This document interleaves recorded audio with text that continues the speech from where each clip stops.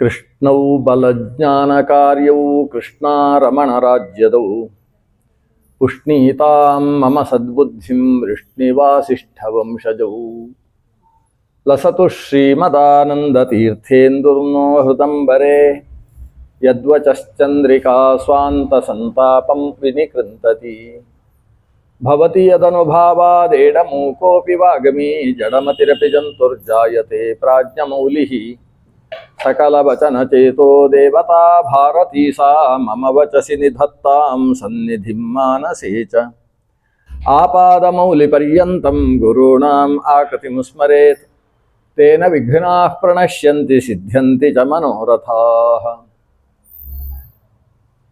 ನಾರಾಯಣಂ ನಮಸ್ಕೃತ್ಯ ನರಂ ಚೈವ ನರೋತ್ತಮಂ ದೇವೀಂ ಸರಸ್ವತೀಂ ವ್ಯಾಸಂ ತತೋ ಜಯಮುದೀರಯೇತ್.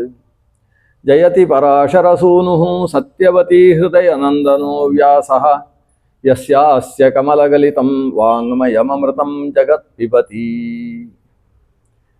ತಪಸ್ವಾಧ್ಯಾಯ ಶುಶ್ರೂಷಾ ಕೃಷ್ಣಪೂಜಾರತಂ ಮುನಿಂ ವಿಶ್ವೇಶಮಿಷ್ಟದಂ ವಂದೇ ಪರಿವ್ರಾಟ್ ಚಕ್ರವರ್ತಿನಂ. ಶ್ರೀಗುರುಭ್ಯೋ ನಮಃ ಹರಿ ಓಂ. ಹರಿವಂಶ ಪುರಾಣದ ಆರಂಭದಲ್ಲಿ ಬರುವ ಸೂರ್ಯವಂಶದ ವಿಸ್ತಾರವನ್ನು ನಿರೂಪಿಸುವಾಗ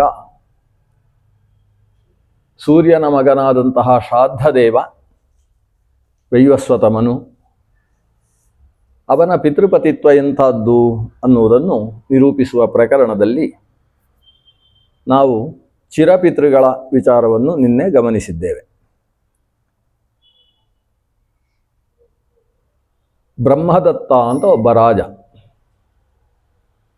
ರಾಜ ಬ್ರಹ್ಮದತ್ತನಿಗೆ ಸನ್ನತಿ ಅಂತ ಹೇಳಿ ಪತ್ನಿ. ಒಳ್ಳೆಯ ರೀತಿಯಲ್ಲಿ ಸಂಸಾರ ನಡೀತಾ ಇತ್ತು. ಈ ಬ್ರಹ್ಮದತ್ತನಲ್ಲಿ ಒಂದು ವಿಶೇಷ ಏನಿತ್ತು ಅಂದರೆ ಸಾಮಾನ್ಯ ಪ್ರಾಣಿಗಳು ಮಾತಾಡಿದ್ದು ಅವನಿಗೆ ಅರ್ಥ ಆಗ್ತಾ ಇತ್ತು. ಹಕ್ಕಿಗಳು ಒಂದೇ ರೀತಿ ಕೂಗ್ತಾವೆ, ಪ್ರಾಣಿಗಳು ಒಂದೇ ರೀತಿ ಶಬ್ದ ಮಾಡ್ತವೆ. ಆದರೆ ಆ ಶಬ್ದದಲ್ಲಿರುವ ಏರಿಳಿತದಿಂದ ಅವುಗಳು ಏನು ಮಾತಾಡ್ತಾವೆ, ಏನು ಹೇಳಲಿಕ್ಕೆ ಹೊರಟಿದ್ದಾವೆ ಅನ್ನೋದನ್ನು ಅರ್ಥ ಮಾಡಿಕೊಳ್ಳುವ ಶಕ್ತಿ ಬ್ರಹ್ಮದತ್ತನಲ್ಲಿತ್ತು. ಇರುವೆಗಳು ಏನೋ ಲೊಚಗುಡ್ತಾ ಇದ್ದರೆ ಅದು ಕೂಡ ಅರ್ಥ ಆಗ್ತಾ ಇತ್ತು ಅಂತವನಿಗೆ. ಇರುವೆಗಳ ಮಾತು ಕೂಡ ಅರ್ಥ ಆಗ್ತಾ ಇತ್ತು. ಸರ್ವ ಪ್ರಾಣಿ ಋತಜ್ಞಶ್ಚ ಅಂತ ಹೇಳ್ತದೆ. ಸರ್ವ ಪ್ರಾಣಿಗಳ ಋತವನ್ನು ಕೂಡ ಅರ್ಥ ಮಾಡಿಕೊಳ್ಳುವ ಸಾಮರ್ಥ್ಯ ಅವನಲ್ಲಿತ್ತು. ಅದಕ್ಕೊಂದು ಉದಾಹರಣೆ ಏನು ಅಂತ ಹೇಳಿದರೆ, ಅವನಿಗೆ ಒಂದು ಹಕ್ಕಿಯ ಜೊತೆಗೆ ಭಾರಿ ಗೆಳೆತನ ಆಗಿಬಿಟ್ಟಿತ್ತು. ಪೂಜನೀಯ ಅಂತ ಹಕ್ಕಿಗೆ ಹೆಸರು. ಯಾವುದು ಅತ್ಯಂತ ಪ್ರಿಯವಾಗ್ತದೆ ಅದಕ್ಕೆಲ್ಲ ನಾಮಕರಣ ಮಾಡ್ತೇವೆ. ಆ ಪೂಜನೀಯ ಹಕ್ಕಿಯ ಜೊತೆಗೆ ಎಷ್ಟು ಗೆಳೆತನ ಅಂದರೆ, ಆ ಪೂಜನೀಯ ಹಕ್ಕಿ ಊರಿಗೆಲ್ಲ ಸುತ್ತು ಬರ್ತಾ ಇತ್ತು.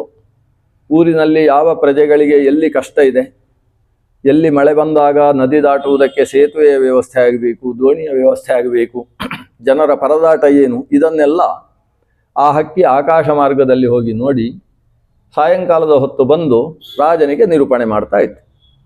ರಾಜನಿಗೆ ಈ ಪ್ರಜೆಗಳ ಕಷ್ಟ ಹೇಗೆ ಗೊತ್ತಾಗ್ತದೆ ಅಂತಲೇ ಪ್ರಜೆಗಳಿಗೆ ಗೊತ್ತಾಗ್ತಾ ಇರಲಿಲ್ಲ. ಇವತ್ತೊಂದು ಕಷ್ಟ ಬಂದರೆ ನಾಳೆ ದಿವಸ ಪರಿಹಾರ ಆಗ್ತಾ ಇತ್ತು. ಹೀಗೆ ಬ್ರಹ್ಮದತ್ತ ಸಕಲ ಪ್ರಜಾ ರಂಜಕನಾಗಿ ರಾಜ ಅನ್ನುವ ಅನ್ವರ್ಥನಾಮಧೇಯನಾಗಿದ್ದ. ಈತನ ಪತ್ನಿ ಸನ್ನತಿ ಗರ್ಭಿಣಿಯಾಗಿದ್ದಾಳೆ. ಗರ್ಭಿಣಿಯಾಗಿ 6 ತಿಂಗಳಾಗಿದೆ. ಅಷ್ಟು ಹೊತ್ತಿಗೆ ಆ ಪೂಜನೀಯ ಹಕ್ಕಿ ಬಂದು ರಾಜನಿಗೆ ಹೇಳಿತು, ನಾನು ಕೂಡ ಗರ್ಭಿಣಿಯಾಗಿದ್ದೇನೆ ಅಂತ. ಯಾಕೆಂತೇಳಿದರೆ, ನಿನ್ನ ಮಗು ಹುಟ್ಟಿದಾಗ ಇನ್ನು 3 ತಿಂಗಳಿಗೆ ಹುಟ್ಟುತ್ತದೆ, ನಂದು 3 ತಿಂಗಳ ಹೊಟ್ಟೆ ನಮ್ಮದು, ನಿಮ್ಮದು 9 ತಿಂಗಳ ಹೊಟ್ಟೆ. ಹಾಗಾಗಿ ನಾನೀಗ ಗರ್ಭಿಣಿಯಾಗಿದ್ದೇನೆ, ನನಗೂ ಒಂದು ಮಗು ಆಗ್ತದೆ, ಒಂದು ಅಂಡ ಹುಡ್ತದೆ, ಅಂಡವನ್ನು ಕಾವು ಕೊಟ್ಟು ಅದರಿಂದ ಮಗು ಬರ್ತದೆ. ನಿನ್ನ ಮಗು ನನ್ನ ಮಗು ಗೆಳೆಯರಾಗಬೇಕು, ನಾವು ಗೆಳೆಯರಾಗಿಲ್ವಾ? ಹಾಗೆ ನನ್ನ ಮಗು ನಿನ್ನ ಮಗು ಗೆಳೆಯರಾಗಬೇಕು. ನಿನ್ನ ಮಗುವಿಗೆ ಒಂದು ಆಟ ಆಡುವುದಕ್ಕೆ, ಖುಷಿ ಪಡಲಿಕ್ಕೆ, ಅತ್ತಾಗ ಅಳು ನಿಲ್ಲಿಸುವುದಕ್ಕೆ ನನ್ನ ಮಗು ಚೂಚಿ ಕೂಚೀತ ಚೂಚಿ ಕೂಚೀತಿ ಕೂಜಂತಂ ಅಂತ ಹೇಳ್ತದೆ. ಅದು ಶಬ್ದ ಮಾಡುವಂತ ಹಾಗಂತ, ಹಾಗೆ ಶಬ್ದ ಮಾಡುವ ಒಂದು ಮಗು ಇರ್ತದೆ ಅಂತ ಹೇಳಿತು. ಮಗು ಹುಟ್ಟಿತು. ಈ ರಾಜನ ಮಗನಿಗೆ ಸರ್ವಸೇನ ಅಂತ ಹೆಸರು. ಇಲ್ಲಿ ವಿಶ್ವಕ್ಸೇನ ಅಂತ ಹೇಳಿದ್ದಾರೆ. ಅಂತೂ ಸರ್ವಸೇನ ಅಥವಾ ವಿಶ್ವಕ್ಸೇನ ಅಂತ ಮಗನ ಹೆಸರು. ಆ ಕಡೆಗೆ ಪೂಜನೀಯ ಹಕ್ಕಿಗೂ ಮಗು ಆಯಿತು. ಮಗುವಿಗೆ ನಾಮಕರಣ ಮಾಡಲಿಲ್ಲ. ಈ ಮಗು ಹುಟ್ಟಿದ ಮೇಲೆ ಈ ಪೂಜನೀಯ ಹಕ್ಕಿ ಊರಲ್ಲೆಲ್ಲ ಸುತ್ತಾಡಿ ಬರುವಾಗ, ಸಾಯಂಕಾಲದ ಹೊತ್ತು ಬರುವಾಗ ಅದು ಎತ್ತರದ ಶಿಖರದಲ್ಲಿದ್ದಂತಹ ಅಮೃತಮಯವಾದ ಫಲವನ್ನು ತರ್ತಾ ಇತ್ತಂತೆ.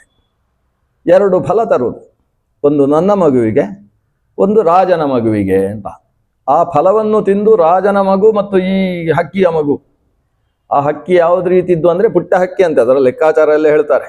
ಈ ಕೈಯನ್ನು ಸರಿಯಾಗಿ ಅರ್ಧ ಮಾಡಿದರೆ ಎಷ್ಟು ಅಂತ, ಅರ್ಧ ಹಸ್ತ, ಅರ್ಧ ಮೊಳದಷ್ಟು ಉದ್ದವುಳ್ಳ ಹಕ್ಕಿ ಅಂತೆ. ಚಟಕ ಜಾತಿ ಅಂತೆ. ಚಟಕ ಅಂತ ಹೇಳಿದ್ರೆ ಗುಬ್ಬಿಯ ಹಾಗಿನ ಹಕ್ಕಿ ಅಂತೆ.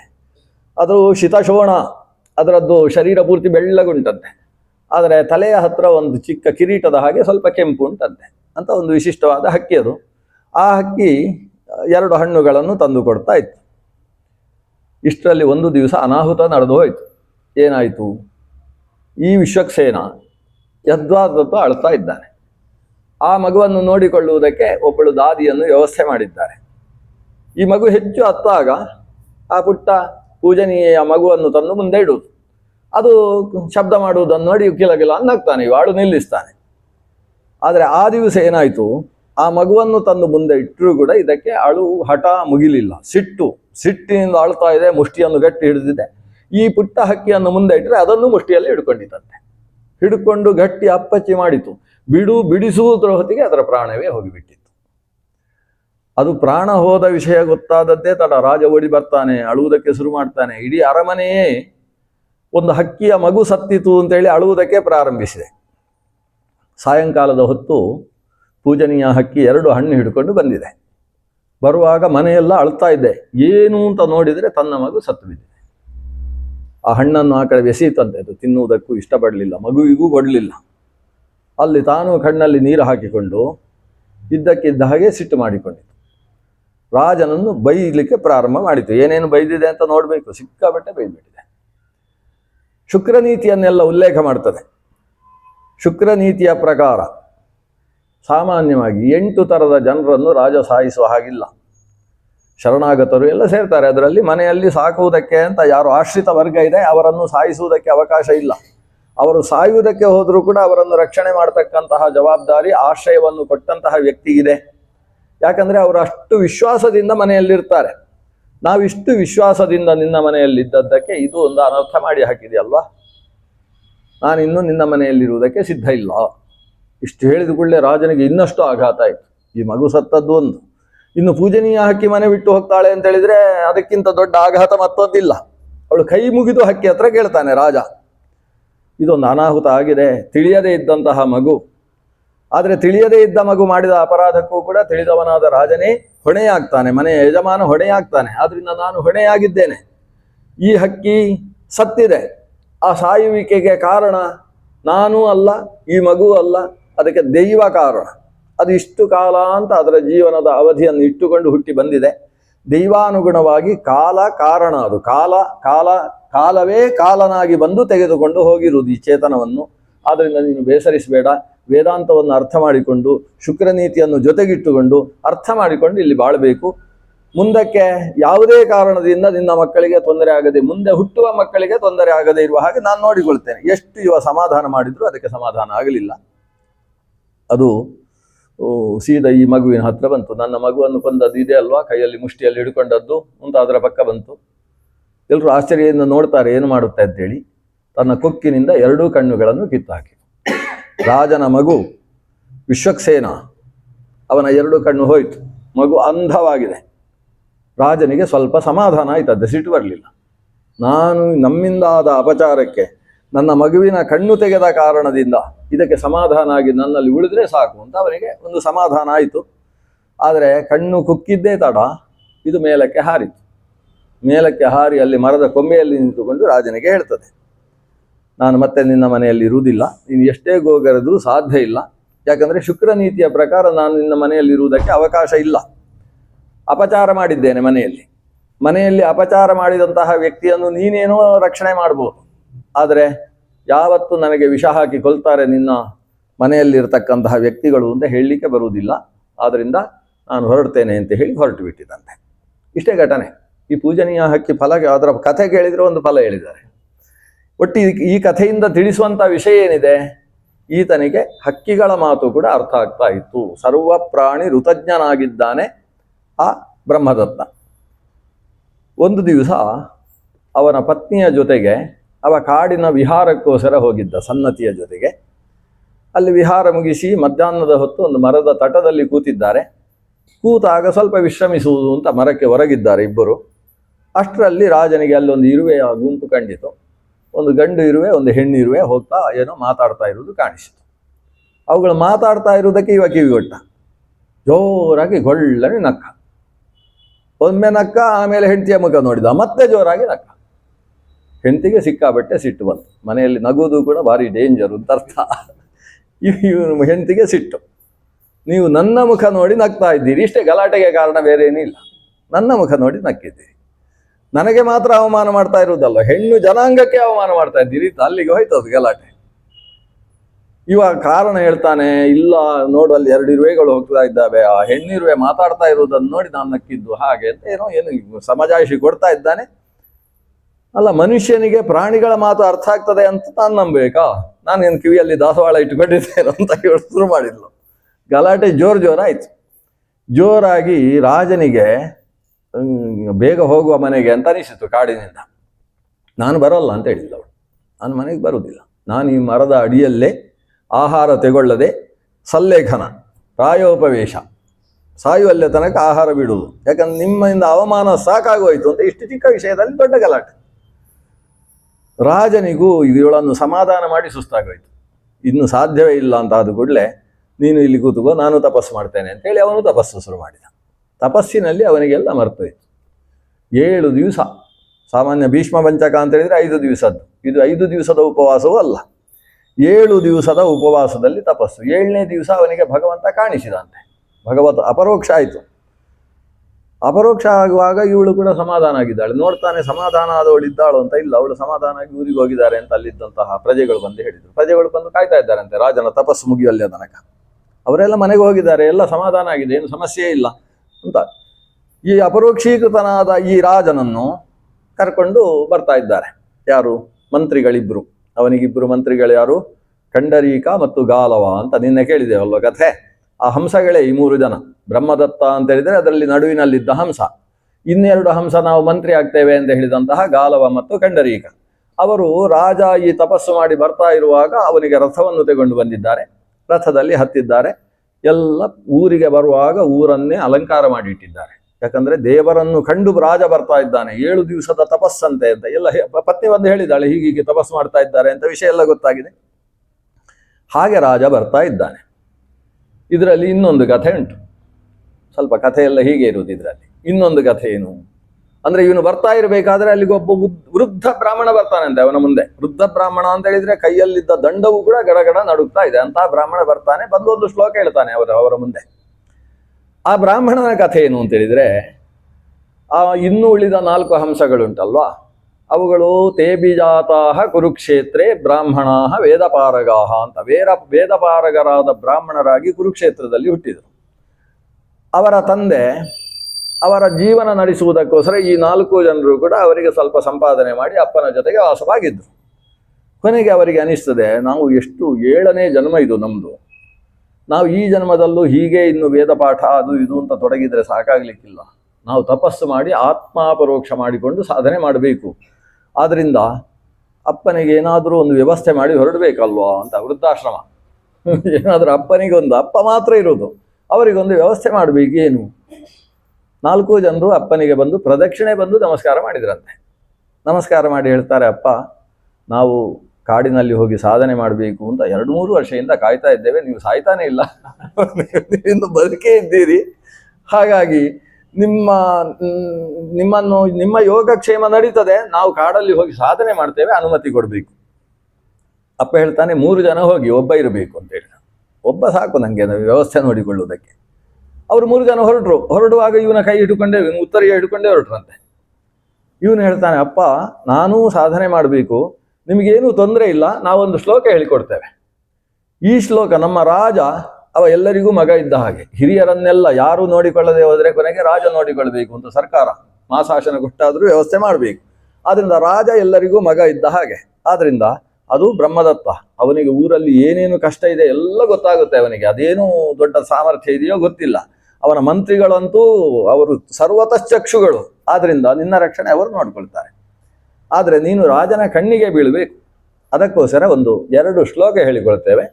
ರಾಜ ಜೊತೆಗೆ ಅವನ ಮಂತ್ರಿ ಆ 3 ಜನ ಒಟ್ಟಿಗಿರುವಾಗ ಈ ಶ್ಲೋಕ ಅವರ ಕಿವಿಗೆ ಬೀಳುವ ಹಾಗೆ ನೀನು ಮಾಡಿದರೆ ಸಾಕು. ಆಮೇಲೆ ನಿನ್ನನ್ನು ಚೆನ್ನಾಗಿ ದೇವಲೋಕದ ದೇವೇಂದ್ರನ ಹಾಗೆ ಅವರು ನಿನ್ನನ್ನು ನೋಡಿಕೊಳ್ತಾರೆ. ಹೀಗೆ ಹೇಳಿ ಶ್ಲೋಕ ಹೇಳಿಕೊಟ್ರು. 2 ಶ್ಲೋಕ ಅಂದರೆ 4 ಲೈನ್ ಇರ್ತದೆ. ಅದು ಶುಕ್ಲಾಂಬರಧರಮಿದ್ದ ಹಾಗೆ 4 ಲೈನ್ ಹೇಳಿಕೊಟ್ರು. ಈ ಅಪ್ಪ ಅವನು ಒಳ್ಳೆ ಸಂಸ್ಕೃತಜ್ಞ, ಶ್ಲೋಕವನ್ನು ಚೆನ್ನಾಗಿ ಗಟ್ಟಿ ಮಾಡಿಕೊಂಡ. ಮತ್ತೆ ರಾಜನ ಮುಂದೆ ಹೇಳಬೇಕಾದ್ರೆ ಮೈ ನಡುಗಿ ಇನ್ನಷ್ಟು ಹೇಳಲಿಕ್ಕೆ ಕಷ್ಟ ಆದರೆ ಅಂತೇಳಿ ಇನ್ನಷ್ಟು ಅಭ್ಯಾಸ ಮಾಡಿದ. ಅಷ್ಟು ಅಭ್ಯಾಸ ಮಾಡಿಕೊಂಡು ಈ 4 ಜನರು ಅವರಿಗೆ ಅನುಮತಿ ಕೊಟ್ಟಿದ್ದಾನೆ ಕಾಡಿಗೆ ಹೋಗುವುದಕ್ಕೆ.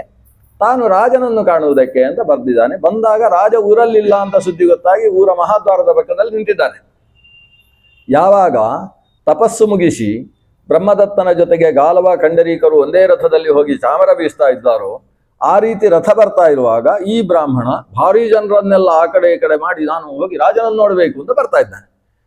ಹಿರಿಯರು ಬರ್ತಾ ಇರುವಾಗ ಜಾಗ ಬಿಡಬೇಕು ಅಂತ ಒಂದು ನಿಯಮ. ಕೆಲವರು ಬರುವಾಗೆಲ್ಲ ದಾರಿ ಬಿಡಬೇಕು.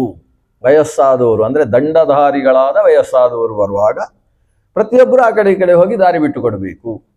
ತುಂಬು ಗರ್ಭಿಣಿ ಬರ್ತಾ ಇರಬೇಕಾದ್ರೆ ದಾರಿ ಬಿಟ್ಟು ಕೊಡಬೇಕು. ಹಿರಿಯ ಮಹಿಳೆಯರು ಬರ್ತಾ ಇದ್ದಾರೆ ಅಂತಾದರೆ ದಾರಿ ಬಿಡಬೇಕು. ರಾಜ ಬರುವಾಗ ದಾರಿ ಬಿಡಬೇಕು. ಹೀಗೆಲ್ಲ ವಿಧಾನಗಳುಂಟು. ಈಗ ಪ್ರಗತ ಬರ್ತಾ ಇರತಕ್ಕಂಥ ವ್ಯಕ್ತಿ ಬ್ರಾಹ್ಮಣ ವಿಶಿಷ್ಟ ತೇಜಸ್ವಿ ಎಲ್ಲರೂ ದಾರಿ ಮಾಡಿದ್ರು. ಇವ ಸೀದಾ ರಾಜನ ಹತ್ರ ಬಂದ, ರಥವನ್ನು ನಿಲ್ಲಿಸಿದ್ದಾರೆ. ಈ ಬ್ರಾಹ್ಮಣ ಯಾಕೆ ಬರ್ತಾ ಇದ್ದಾನೆ, ಏನು ಕಷ್ಟ ಇವನಿಗೆ ಅಂತ ಇವ ರಾಜನನ್ನು ಹೀಗೆ ನೋಡಿ ಆಶೀರ್ವಾದ ಮಾಡ್ತಾನೆ. ಮಾಡಿ ಶ್ಲೋಕ ಹೇಳಿದ. ಶ್ಲೋಕ ಹೇಳಿದ್ದು ಇದೇ ಶ್ಲೋಕ. ಯಾವುದು? ಅವರು ಅಲ್ಲಿ ತೇಭಿಜಾತಾಹ ಕುರುಕ್ಷೇತ್ರೇ ಬ್ರಾಹ್ಮಣ ವೇದಪಾರಗಾಹ ಪ್ರಸ್ಥಿತಾಹ ದೀರ್ಘಮಧ್ವಾನಂ ಯೂಯಂ ಕಿಮವಸೀಧತ ಅಂತ ಪ್ರಶ್ನಿಸಿದ. ಆ ಶ್ಲೋಕ ಇರುವುದೇ ಹಾಗೆ. ಹಿಂದೆ ಸಪ್ತವ್ಯಾಧಾಹ ದಶಾರ್ಣೇಶು ಮೃಗಾಃ ಕಾಲಂಜರೇ ಗಿರೌ ಚಕ್ರವಾಕಾ ಶರದ್ವೀಪೆ ಹಂಸಾಹ ಸರಸಿ ಮಾನಸೆ ತೇಭಿಜಾತಾಹ ಕುರುಕ್ಷೇತ್ರೇ ಬ್ರಾಹ್ಮಣ ವೇದಪಾರಗಾಹ. ಅರ್ಥ ಏನು? ಸಪ್ತವ್ಯಾಧರಾಗಿದ್ದರು ದಶಾರ್ಣದಲ್ಲಿ. ಆಮೇಲೆ ಮೃಗಗಳಾಗಿದ್ದರು ಕಾಲಂಜರ ಗಿರಿಯಲ್ಲಿ.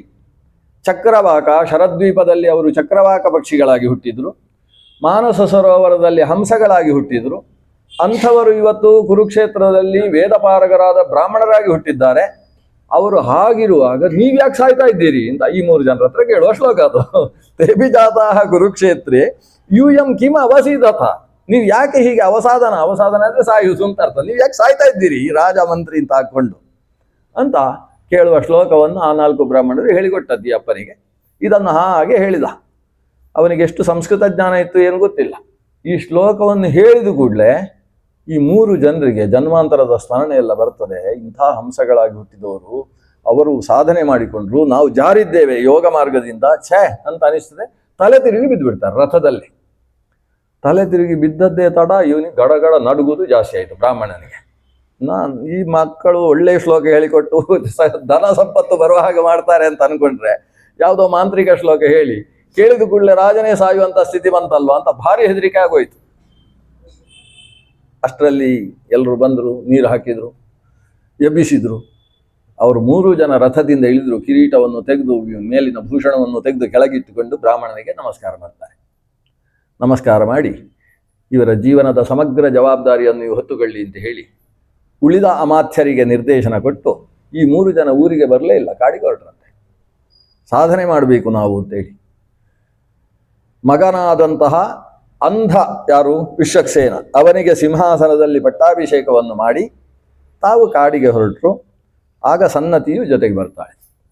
ಜೊತೆಗೆ ಬರುವಾಗ ಹೇಳ್ತಾಳೆ, ಸ್ವಾಮಿ ನೀವು ಎಲ್ಲ ಪ್ರಾಣಿಗಳ ಮಾತು ನಿಮಗೆ ಅರ್ಥ ಆಗ್ತದೆ ಅಂತ ನನಗೆ ಮೊದಲೇ ಗೊತ್ತಿದೆ. ಸರ್ವ ಪ್ರಾಣಿ ಋತಜ್ಞರು ನೀವಿದ್ದೀರಿ ಅನ್ನೋ ವಿಷಯ ನಮಗೆ ಮೊದಲೇ ಗೊತ್ತಿದೆ. ನಾನು ಸುಮ್ಮನೆ ಗಲಾಟೆ ಮಾಡಿದ್ದು. ಗಲಾಟೆಗೆ ಕಾರಣ ಅದೊಂದು ಸಿಕ್ಕಿದ್ದು. ಯಾಕೆ ಗಲಾಟೆ ಮಾಡಿದೆ ಅಂದರೆ, ನೀವು ನನ್ನ ಜೊತೆಗೆ ಸುಂದರವಾಗಿ ಸಂಸಾರ ಮಾಡ್ತಾ ಸಾಧನಾ ವಿಮುಖರಾಗಿದ್ದರಲ್ವ. ನಾವು ಯಾವಾಗ ಕಾಡಿಗೆ ಹೋದ್ವಿ, ಕಾಡಿನಲ್ಲಿ ಒಂದಷ್ಟು ಸಾಧನೆ ಮಾಡುವ ಋಷಿಮುನಿಗಳನ್ನು ನೋಡಿ ನಾವು ಯಾವಾಗ ಸಾಧನೆ ಮಾಡುವುದು ಅಂತ ನನಗೆ ಅನಿಸಿತು. ಮಗ ಹೇಗೂ ಈಗ ದೊಡ್ಡವನಾಗಿದ್ದಾನೆ, ಕಣ್ಣಿ ಇಲ್ಲ ಅನ್ನೋದು ಒಂದು ದೋಷ ಬಿಟ್ಟರೆ ಬೇರೆ ಯಾವ ಅಸಾಮರ್ಥ್ಯವೂ ಅವನಲ್ಲಿಲ್ಲ. ಅವನಿಗೂ ಮಗು ಆಗಿದೆ. ಈ ಸಂದರ್ಭದಲ್ಲೂ ನಾವು ಸಂಸಾರದಲ್ಲಿ ಸುಖಿಗಳಾಗಿರುವುದಾ? ನಾವು ಸಾಧನೆ ಮಾಡಬೇಕಲ್ವಾ? ಅದಕ್ಕೆ ನಿಮಗೆ ವೈರಾಗ್ಯ ಬರಬೇಕು ಅಂತ ನಾನು ಗಲಾಟೆ ಮಾಡಿದ್ದು. ಹೀಗೆ ಗಲಾಟೆ ಮಾಡುವುದಕ್ಕೂ ಹೆಂಡತಿ ಪ್ರಾಣ ಹಿಂಡುತಿ ಅಂತಿದೆ ಕೇಳು. ಒಳ್ಳೆ ಸಾಧನೆ ಮಾಡುವುದಕ್ಕೆ ಹೆಂಡತಿಯ ಗಲಾಟೆ ಕಾರಣ ಆಗ್ತದೆ ಅಂತೆ. ಹೀಗೆ ಸಾಧನೆ ಮಾಡಿದಂತಹ ಆತ ಆ ಸನ್ನತಿ ಯಾರು ಅಂತ ಒಂದು ಸೂಕ್ಷ್ಮವನ್ನು ಒಂದು ಶ್ಲೋಕದಲ್ಲಿ ಹೇಳ್ತಾರೆ. ಯಾರು ಸನ್ನತಿ ಅದು? ಹಿಂದಕ್ಕೆ ಇವರು ಭಾರದ್ವಾಜ ಪುತ್ರರಾದ ಮೇಲೆ 2ನೇ ಜನ್ಮದಲ್ಲಿ ವಿಶ್ವಾಮಿತ್ರ ಸುತರಾಗಿದ್ರಲ್ವಾ, ಆವಾಗ ಒಂದು ಹಸುವನ್ನು ಕೊಂದಿದ್ರಲ್ವಾ, ಆ ಹಸುವೇ ಹೆಂಡತಿಯಾಗಿ ಬಂದದ್ದಂತೆ.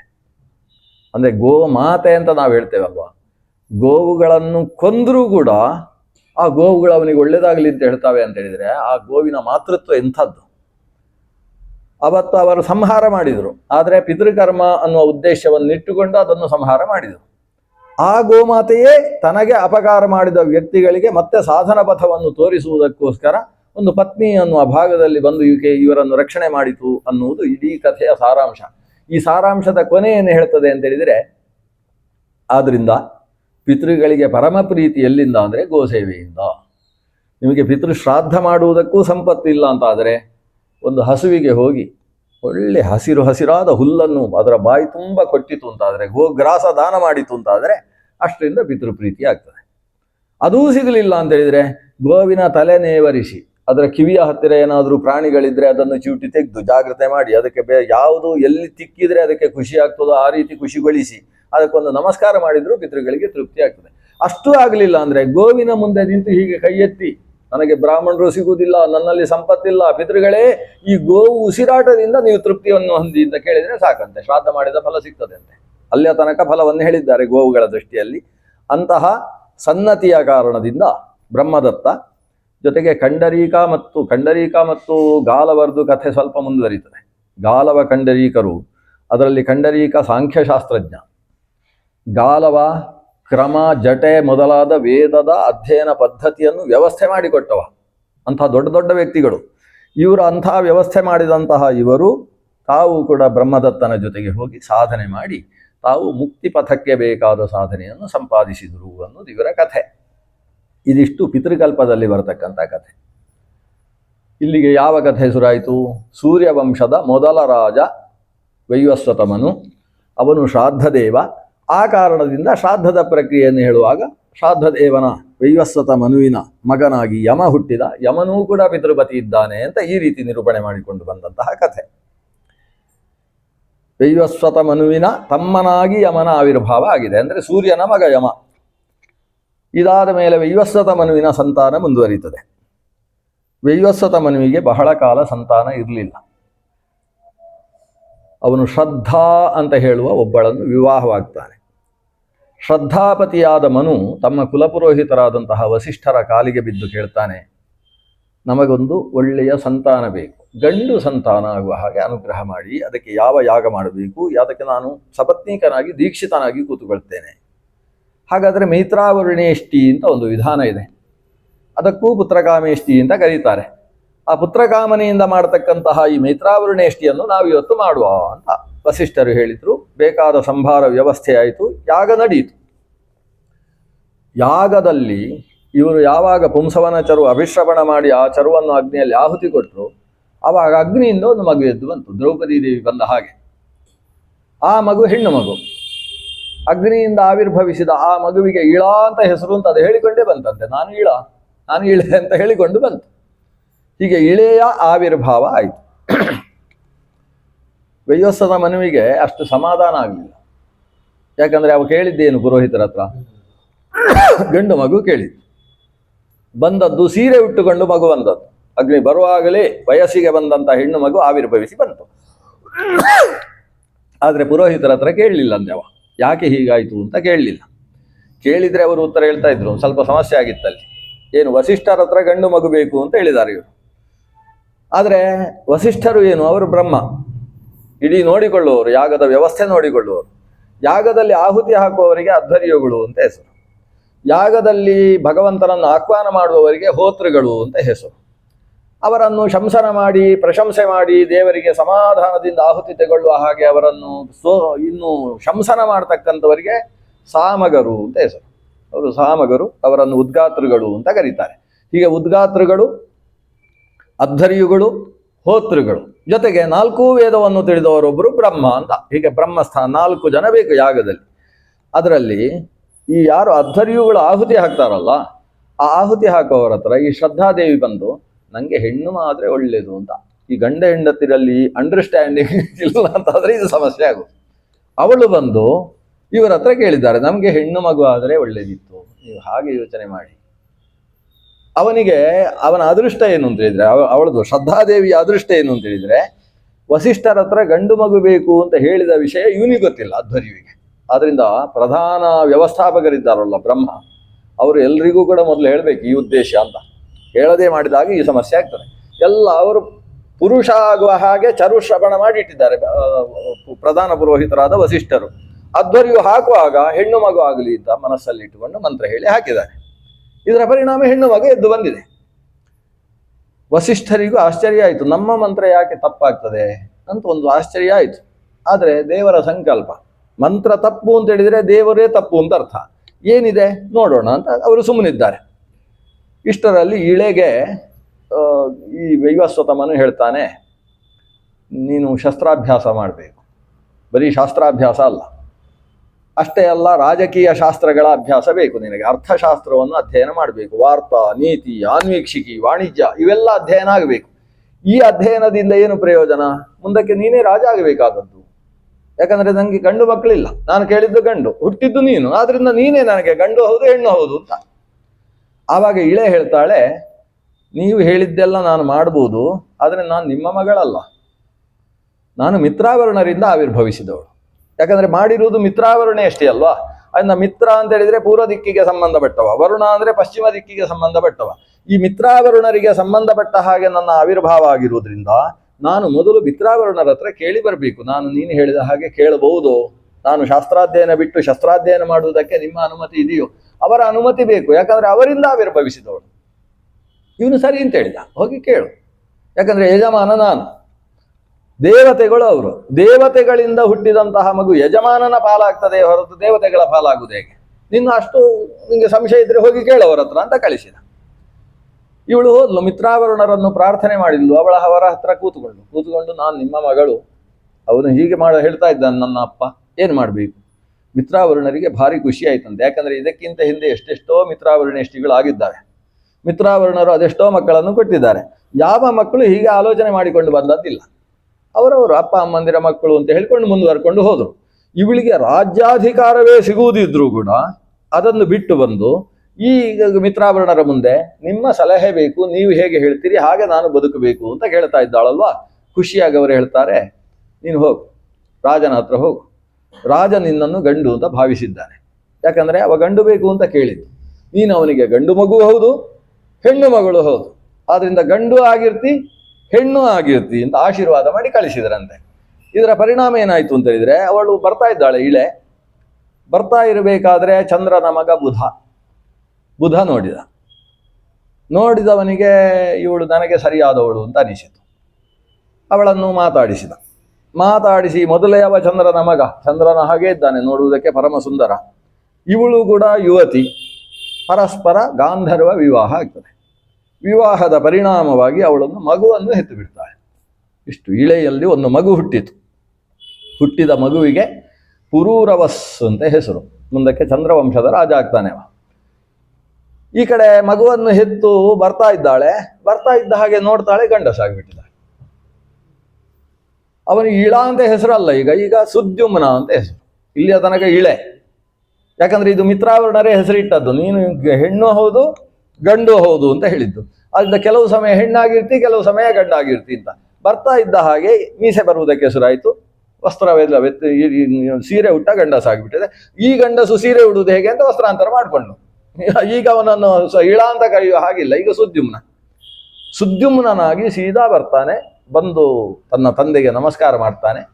ತಂದೆಗೆ ಈಗ ಆನಂದ ಆಗ್ತದೆ. ಅಬ್ಬಾ, ಮಂತ್ರ ಯಾವತ್ತೂ ಸುಳ್ಳಾಗುವುದಿಲ್ಲ, ಮಂತ್ರಾನುಗುಣವಾಗಿ. ಆದರೆ ಅಧ್ವರ್ಯು ಮಾಡಿರತಕ್ಕಂತಹ ಮಂತ್ರ ವ್ಯಭಿಚಾರ ಅಂತ ಇದನ್ನು ಕರೀತಾರೆ. ಈ ಕಾರಣದಿಂದ ಹೆಣ್ಣು ಆಗಬೇಕು. ಒಟ್ಟು ಎರಡೂ ವ್ಯವಸ್ಥೆಯು ಕೂಡ ಈಕೆಯಲ್ಲಿ ಕಾಣಿಸ್ತಾ ಇದೆ. ಕೆಲವು ಸಲ ಹೆಣ್ಣಾಗಿರುವುದು, ಕೆಲವು ಸಲ ಗಂಡಾಗಿರುವುದು ಅಂತ. ಯಾವಾಗ ಹೆಣ್ಣಾಗಿರ್ತಾಳೆ ಯಾವಾಗ ಗಂಡಾಗಿರ್ತಾನೆ ಅಂತ ಗೊತ್ತಿಲ್ಲ, ಹೀಗಿದೆ. ಗಂಡಾಗಿರುವಾಗ ಮದುವೆ ಆಯ್ತು ಇವನಿಗೆ, ಸುದ್ಯುಮ್ನನಿಗೆ ವಿವಾಹವಾಯಿತು. ಪೌರುಗುತ್ಸಿ ಅಂತ ಅವಳು ಪುರುಗುತ್ಸನ ಮಗಳಂತೆ, ಆಕೆಯ ಜೊತೆಗೆ ವಿವಾಹವಾಗ್ತದೆ. ವಿವಾಹವಾಗಿ 3 ಜನ ಗಂಡು ಮಕ್ಕಳು ಹುಡ್ತಾರೆ ಸುದ್ಯುಮ್ನನಿಗೆ. ಯಾವುದೋ ಮಧ್ಯದಲ್ಲಿ ಹೆಣ್ಣಾಗಿರ್ತಾನೆ. ಆಗ ಬುಧ ಬರ್ತಾನೆ. ಈ ಹೊತ್ತಿಗೆ ತಾನು ಮಕ್ಕಳನ್ನು ಪಡಿತಾನೆ. ಒಬ್ಬ ಉತ್ಕಲ ಅಂತ ಒಬ್ಬನ ಹೆಸರು. ಉತ್ಕಲ ಆ ಉತ್ಕಲನಿಂದಾಗಿ ಈ ಭಾರತದಲ್ಲಿ ಒಂದು ದೇಶಕ್ಕೆ ಉತ್ಕಲ ದೇಶ ಅಂತ ಹೆಸರಾಯ್ತಂತೆ. ಒಬ್ಬ ಉತ್ಕಲ, ಇನ್ನೊಬ್ಬನಿಗೆ ಗಯ ಅಂತ ಹೆಸರು, ಮತ್ತೊಬ್ಬನಿಗೆ ವಿನತಾಶ್ವ ಅಂತ ಹೆಸರು. ಇವರಿಗೆಲ್ಲ ಸುದ್ಯುಮ್ನ ವ್ಯವಸ್ಥೆ ಮಾಡ್ತಾನೆ, ನೀನು ಆ ಪ್ರದೇಶವನ್ನು ನೋಡ್ಕೋ ಅಂತ. ಉತ್ಕಲ ಅಂತ ಉತ್ಕಲನಿಗೆ ಒಂದು ದೇಶವನ್ನು ಕೊಟ್ಟ. ಅದು ಎಲ್ಲಿ? ಪೂರ್ವ ದಿಕ್ಕಿನಲ್ಲಿ ಸಮುದ್ರ ತೀರದ ಒಂದು ಪ್ರದೇಶ ಅಂತೆ. ಆ ಪ್ರದೇಶ ಇವತ್ತು ಒರಿಸ್ಸಾ ಅಂತ ಕರೀತೇವೆ, ಆದರೆ ಅಲ್ಲಿ ಒರಿಸ್ಸಾ ಅಂತ ಅವರು ಕರೆಯುವುದಿಲ್ಲ, ಉತ್ಕಲನಲ್ಲೇ ಕರೀತಾರೆ. ಉತ್ಕಲ ವಂಗ ಅಂತ ನಾವು ಜನಗಣಮನ ಪುರಿ ಜಗನ್ನಾಥ ಇರುವುದು ಒರಿಸ್ಸಾದಲ್ಲಿ.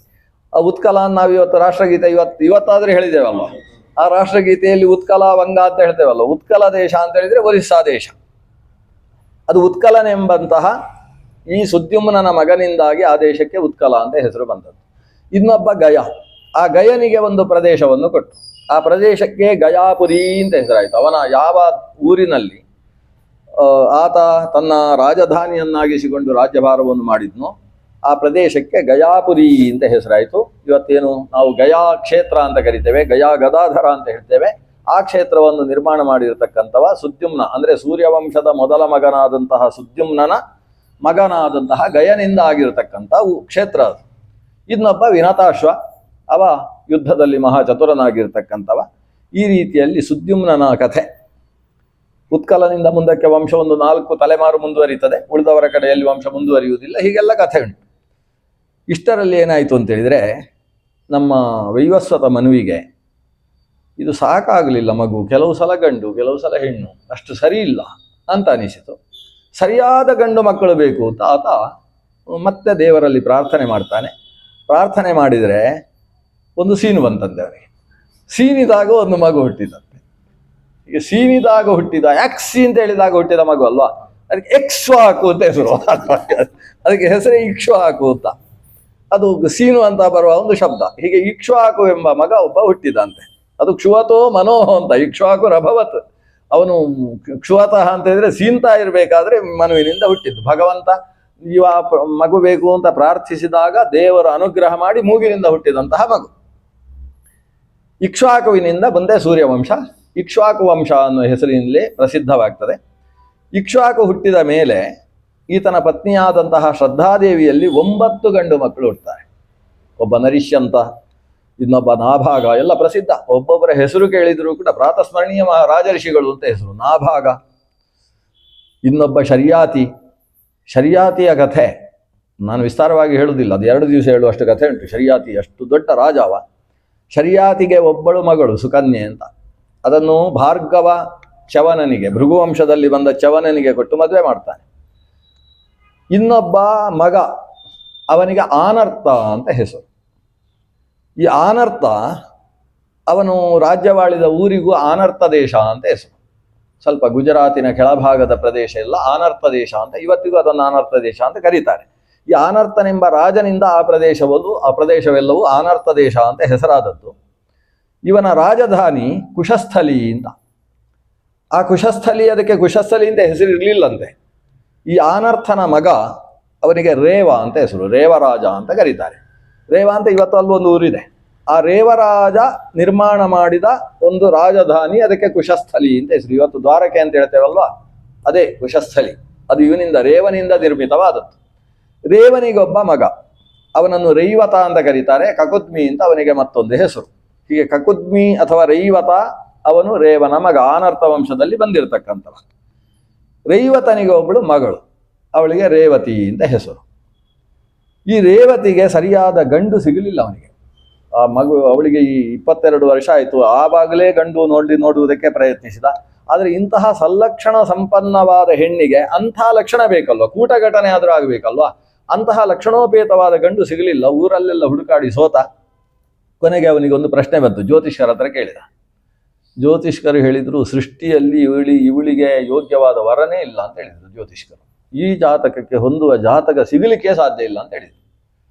ಇವನಿಗೆ ಬ್ರಹ್ಮದೇವರ ಮೇಲೆ ಸಿಟ್ಟು ಬಂತಂತೆ. ನನ್ನ ಮಗಳಿಗೆ ಸರಿಯಾದ ಒಂದು ಹಣೆ ಬರಹವನ್ನೇ ಬರೆದಿರಲಿಲ್ಲ ನೀನು, ವಿಧಿ ಅಂತ ಹೇಳಿ ನಾನು ಅವನ ಹತ್ರವೇ ಕೇಳ್ತೇನೆ ಅಂತ ಒಂದು ತಪಸ್ಸಾಧನೆಯನ್ನು ಮಾಡಿ ಸೀದಾ ಸತ್ಯಲೋಕಕ್ಕೆ ಹೋದ. ಸತ್ಯಲೋಕಕ್ಕೆ ಹೋಗಿ, ಸತ್ಯಲೋಕದಲ್ಲಿ ಹೋಗುವಾಗ ಅಲ್ಲಿ ಒಂದು ಗಾನ ನಡೀತಾ ಇತ್ತು. ಗಾನದ ಮಧ್ಯದಲ್ಲಿ ಹೋಗಿ ಬ್ರಹ್ಮನ ಹತ್ರ ಕೇಳುವುದು ಸರಿಯಾಗುವುದಿಲ್ಲ ಅಂತ ಸ್ವಲ್ಪ ಗಾನ ಮುಗಿಯು ಆಲಾಪನೆ ಮುಗಿಯುವಲ್ಲಿ ತನಕ ಕಾದ. ಕ್ಷಣಂ ಯಾವತ್ ಪ್ರತೀಕ್ಷಾ ಅಂತ, ಕ್ಷಣ ಅಂತ ಹೇಳಿದ್ರೆ ಒಂದು ಮುಹೂರ್ತ ಕಾಲ ಪ್ರತೀಕ್ಷೆ ಮಾಡಿದ. ಕಾಲಕ್ಕೆ ಸರಿಯಾಗಿ ಹೋಗಿ ಚತುರ್ಮುಖನ ಹತ್ರ ಕೇಳಿದ, ನನಗೆ ಒಂದು ಮಗಳು ಕೊಟ್ಟಿದ್ದಿ, ಒಂದು ಗಂಡು ಯಾಕೆ ಹುಟ್ಟಿಸ್ಲಿಲ್ಲ ಲೋಕದಲ್ಲಿ ಅಂತ ಕೇಳಿದ. ಉಂಟು, ಬೇಕಾದಷ್ಟು ಗಂಡು ಉಂಟು ಅಂತ ಬ್ರಹ್ಮದೇವರು ಹೇಳಿದ್ರು. ಅಲ್ಲ, ಜ್ಯೋತಿಷ್ಕರು ಹೀಗೆ ಹೇಳಿದ್ರು, ಆಗ ಇರಲಿಲ್ಲ ಅಂತ ಹೇಳಿದ್ರು. ಅಲ್ಲ, ಈಗ ಅದು ಆಗ ಈಗ ಏನು, ಇಷ್ಟು ಕಾಲದಲ್ಲಿ ಅಂಥ ಗಂಡು ಹೇಗಿರ್ಲಿಕ್ಕೆ ಸಾಧ್ಯ? ಈಗ ನೀನು ಬಂದು ಅಷ್ಟು ಸಮಯ ಆಗೋಯ್ತು ಅಂತ ಹೇಳಿದ್ರು ಬ್ರಹ್ಮದೇವರು. ನೀನು ಬಂದದ್ದು ಯಾವಾಗ? ಈ ವೈವಸ್ವತ ಮನ್ವಂತರದ 2ನೇ ಯುಗದಲ್ಲಿ ಬಂದವ, ಅದು ಕೃತಯುಗದಲ್ಲಿ ಬಂದವ. ಈಗ 2ನೇ ಮಹಾಯುಗ ಅಲ್ಲ, 28ನೇ ಮಹಾಯುಗ ನಡೀತಾ ಉಂಟು ಕೆಳಗೆ. ಅಷ್ಟು ಮಹಾಯುಗಗಳು ಕಳೆದು 28ನೇ ಮಹಾಯುಗದ ದ್ವಾಪರದ ಕೊನೆಯ ಕಾಲ ನಡೀತಾ ಉಂಟು. ಈಗ ನಿನಗೆ ಒಂದು ಗಂಡು ಸಿಗುತ್ತೆ. ಈಗ ಸದ್ಯಕ್ಕೆ ನೀನು ಯಾವುದು ಕುಶಸ್ಥಲಿಯಲ್ಲಿ ನಿನ್ನ ರಾಜ್ಯಭಾರ ಮಾಡ್ತಾ ಇದೆಯೋ ಆ ಊರಲ್ಲಿ ನಿನ್ನ ವಂಶವೇ ಇಲ್ಲ, ನಿನ್ನ ವಂಶ ನಿರ್ವಂಶವಾಗಿದೆ. ನಿನ್ನ ನಂತರದ 3ನೇ ತಲೆಯಲ್ಲಿ ಅಸುರರು ಆಕ್ರಮಣ ಮಾಡಿ ಕುಶಸ್ಥಲಿಯನ್ನು ಬೆಂಗಾಡು ಮಾಡಿ ಹಾಕಿದರು.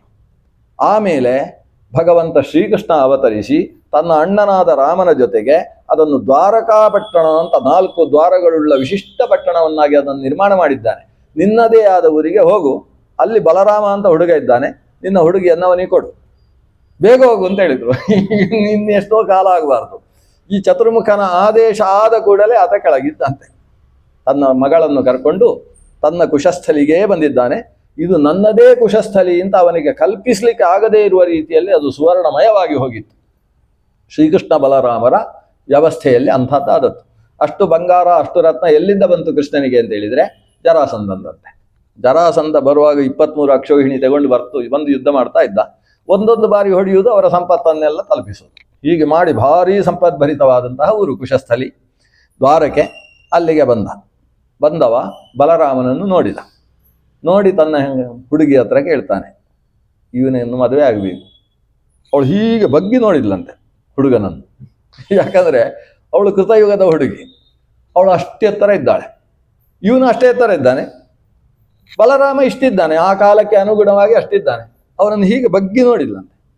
ಬಗ್ಗಿ ನೋಡಿದಾಗ ಇವ ತಲೆ ಎತ್ತಿ ನೋಡಿದ ತನ್ನ ಹುಡುಗಿಯನ್ನು. ನೋಡಿದವ ಇವಳನ್ನು ನನಗೆ ಕೊಡಬೇಕು ಅಂತ ಬ್ರಹ್ಮದೇವ ಹೇಳಿದ್ದಾನಲ್ವ, ಆಗಬಹುದು ಅಂತ ಹೇಳಿದಂತೆ. ತನ್ನ ನೇಗಿಲುಂಟಲ್ವ, ನೇಗಿಲು ಎತ್ತಿ ಅವಳ ಹೆಗಲಿಗೆ ಹಾಕಿದಂತೆ. ಹೆಗಲಿಗೆ ಹಾಕಿ ಹೀಗೆ ತಿರುಗಿಸಿ ಎಳೆದಂತೆ. ತನ್ನ ಸರಿಯಾಗಿ ಭುಜಕ್ಕೆ ಸರಿಯಾಗಿ ಮಾಡಿಕೊಂಡಂತೆ. ಕೆಲವೆಲ್ಲ ಇವತ್ತಿಗೆ ಕಲ್ಪನೆಗೆ ನಿಲುಕದೇ ಇದ್ದ ಕಥೆಗಳು. ಆಗ ಒಂದು ಗಂಡು ಹೆಣ್ಣು ಸುದ್ಯುಮ್ನನ ಕಥೆ, ಇದೊಂದು ರೇವತಿಯನ್ನು ತನಗೆ ಸರಿಯಾಗಿ ಈ ಬಲರಾಮದೇವ ಮಾಡಿಕೊಂಡ ಅನ್ನೋ ಇನ್ನೊಂದು ಕಥೆ. ಈ ಕಥೆಗಳಲ್ಲಿ ಸಂಕೇತಗಳುಂಟು. ಹೆಣ್ಣು ಹೇಗಿದ್ರೂ ಸರಿಯಾಗಿ ಮಾಡಿಕೊಳ್ಳುವುದು ಗಂಡಿನ ಜವಾಬ್ದಾರಿ ಅಂತ. ಆದ್ರಿಂದ ಅನುಕೂಲಾಂ ವಧೂಂ ಕುರುವೀತ. ಅದಕ್ಕೆ ಏನೇನು ಮಾರ್ಗಗಳು ಅಂತ ವಾತ್ಸ್ಯಾಯನ ಹೇಳ್ತಾನೆ. ಆ ಮಾರ್ಗಗಳ ಮೂಲಕ ತನಗೆ ಅನುಕೂಲವಾಗುವ ರೀತಿಯಲ್ಲಿ ಆಕೆಯನ್ನು ಮಾಡಿಕೊಳ್ಳುವಂತಹದ್ದು ಅನ್ನೋದು ಬಹಳ ಮುಖ್ಯ. ಅದು ಶರೀರದಲ್ಲಿ ವ್ಯತ್ಯಾಸ ಇದ್ರೆ ಅನುಕೂಲವಾಗಿ ಮಾಡಿಕೊಳ್ಳುವುದು ಹೇಗೆ? ಒಂದು 5 ಎತ್ತರ ಆಗ್ಬೇಕು, ಇಲ್ಲ ಅವಳ ತಗ್ಗು ಮಾಡ್ಬೇಕು. ಕೆಲವರೆಲ್ಲ ಮದುವೆ ಆಗುವಾಗಲೇ ಭಾರಿ ಎತ್ತರದಲ್ಲೇ ಬಂದಿರ್ತಾರೆ. ಅಷ್ಟು ಎತ್ತರದಲ್ಲಿದ್ದಾಗ ಸಂಸಾರ ಕಷ್ಟ ಆಗ್ತದೆ. ಅವರನ್ನು ಸ್ವಲ್ಪ ತಗ್ಗು ಮಾಡ್ಲಿಕ್ಕೆ ಆಗಲಿಲ್ಲ ಅಂದ್ರೆ ಇವರು ಎತ್ತರ ಆಗುವುದಕ್ಕಾದ್ರೂ ಪ್ರಯತ್ನಿಸಬೇಕು. ಈ ರೀತಿಯಲ್ಲಿ ಬಲರಾಮ ಮತ್ತು ತನ್ನ ರೇವತಿಯ ಸಂಸಾರ ಬಹಳ ಚೆನ್ನಾಗಿ ನಡೀತು. ಆದರೆ ಕಕುದ್ಮಿಗೆ ಅಂದರೆ ರೈವತನಿಗೆ ಅಲ್ಲಿರುವುದಕ್ಕಾಗಲಿಲ್ಲ. ಅಷ್ಟು ದೊಡ್ಡ ಶರೀರ ಇಟ್ಟುಕೊಂಡು ಇಷ್ಟು ಚಿಕ್ಕವರ ಜೊತೆಗೆ ಹೇಗೆ ಇರುವುದು ಅಂತ ಗೊತ್ತಾಗಲಿಲ್ಲ ಅವನಿಗೆ. ಅವ ಸೀದಾ ದೊಡ್ಡ ದೊಡ್ಡ ಹೆಜ್ಜೆಗಳನ್ನು ಇಟ್ಟುಕೊಂಡು ನಡಿಗೆಯಲ್ಲೇ ತಾನು ಹಿಮವತ್ ಪರ್ವತವನ್ನು ಹತ್ತಿದ. ಹಿಮವತ್ ಪರ್ವತದಲ್ಲಿ ಅಲಕಾಪಟ್ಟಣವನ್ನು ಕೂಡ ದಾಟಿ ಮುಂದಕ್ಕೆ ಬಂದು, ವಸೋರ್ಧಾರ ಅದನ್ನೂ ದಾಟಿ ಮುಂದಕ್ಕೆ ಬಂದು ಅಲ್ಲಿ ಕುಳಿತು ತಪಶ್ಚರ್ಯೆಯನ್ನು ಮಾಡಿ ತಾನು ಆತ್ಮಗತಿಯನ್ನು ಪಡೆದ. ಹೀಗೆ ಇದು ಶರಿಯಾತಿಗೆ ಸಂಬಂಧಪಟ್ಟ ವಂಶದ ಕಥೆ. ಇನ್ನು ನಾವು ನಾಭಾಗನ ಕಥೆ ಎಲ್ಲ ಬೇಡ. ವೃಷಧ್ರ ಅಂತ ಮತ್ತೊಬ್ಬ, ವೃಷಧ್ರ ಅಂತ ಅವನನ್ನು ಕರೀತಾರೆ. ಅವಂದು ಕೂಡ ಬಹಳ ವಿಶಿಷ್ಟವಾದ ಕಥೆಗಳು. ನರಿಷ್ಯಂತನ ಕಥೆ, ನಾಭಾಗಾತ್ ಅಂಬರೀಷೋಭೂತ್. ಅಂಬರೀಷನ ಕಥೆ ಅಂತೂ ಬಹಳ ಪ್ರಸಿದ್ಧ. ನಾಭಾಗನ ಮಗ ಅವ. ಏಕಾದಶಿ ದ್ವಾದಶಿ ವ್ರತಗಳ ಏನು ಮಹತ್ವ ಅನ್ನುವುದನ್ನು ಅರ್ಥ ಮಾಡಿಸಿದವ. ಸಾಕ್ಷಾತ್ ರುದ್ರನ ಅವತಾರ ಸ್ವರೂಪನಾದಂತಹ ದೂರ್ವಾಸ ಮಹರ್ಷಿ ಅಂಬರೀಷನ ಪಾದಕ್ಕೆ ಬೀಳುವ ಪ್ರಸಂಗ ಬಂತು. ಪಾದಕ್ಕೆ ಬಿದ್ದಾಗ 1 ವರ್ಷ ಆಗಿತ್ತು. ದೂರ್ವಾಸರಿಗೆ ಊಟ ಹಾಕುವುದಕ್ಕೆ ಅಂತ ವ್ಯವಸ್ಥೆ ಎಲ್ಲ ಆಗಿತ್ತು. ಊಟಕ್ಕೆ ನಾನು ಸ್ನಾನ ಮಾಡಿ ಬಹಳ ಮಡಿ ಅಂತ ಹೇಳಿದರು ಅವರು. ಯಾಕೆ ಸನ್ಯಾಸಿಗಳವರು ಮಡಿಯಲ್ಲಿ ನಿಮ್ಮ ಮಡಿಗೆ ಅನುಗುಣವಾಗಿ ಊಟದ ವ್ಯವಸ್ಥೆ ಇರ್ತದೆ, ಬೇಗ ಬನ್ನಿ ಅಂತ. 10,000 ಶಿಷ್ಯರ ಜೊತೆಗೆ ಬಂದಿದ್ದಾರೆ. ಎಲ್ಲ ಬಿಸಿ ಬಿಸಿಯೇ ಇರಬೇಕು ಅಂತ ಹೇಳಿ ಹೋಗಿದ್ದಾರೆ. ಎಲ್ಲ ಒಗ್ಗರಣೆ ಎಲ್ಲ ಹಾಕಿ ಎಲ್ಲ ವ್ಯವಸ್ಥಿತವಾಗಿ ಮಾಡಿಟ್ಟಿದ್ದಾನೆ. ಅವತ್ತು ಸಾಧನ ಬೇರೆ. ಸಾಧನೆ ಮುಗಿಯುವುದಕ್ಕೆ ಇನ್ನು ಸ್ವಲ್ಪ ಇದೆ. ಕಾಲ ಕಲಾವ ಘಟಿಕಾವಾಪಿ ಅಂತ ಸ್ವಲ್ಪ ಮಾತ್ರ ದ್ವಾದಶಿ ಮುಗಿಯುವುದಕ್ಕಿದೆ. ಎಷ್ಟಾದರೂ ಬರಲಿಲ್ಲ. ದ್ವಾದಶಿ ಮುಗಿತಾ ಇದೆ ಅನ್ನೋ ಪ್ರಸಂಗ ಬಂದಾಗ ತನ್ನ ವಿದ್ವಾಂಸರ ಹತ್ರ ಕೇಳಿದ, ಏನು ಮಾಡಬೇಕು? ದ್ವಾದಶಿಯನ್ನು ಮೀರುವ ಹಾಗಿಲ್ಲ. ಸಾಧನ ದ್ವಾದಶಿಯಲ್ಲಿ ದ್ವಾದಶೀರ್ಹಂತಿ ದ್ವಾದಶಿ ಚಾತಿಲಂಘಿತ.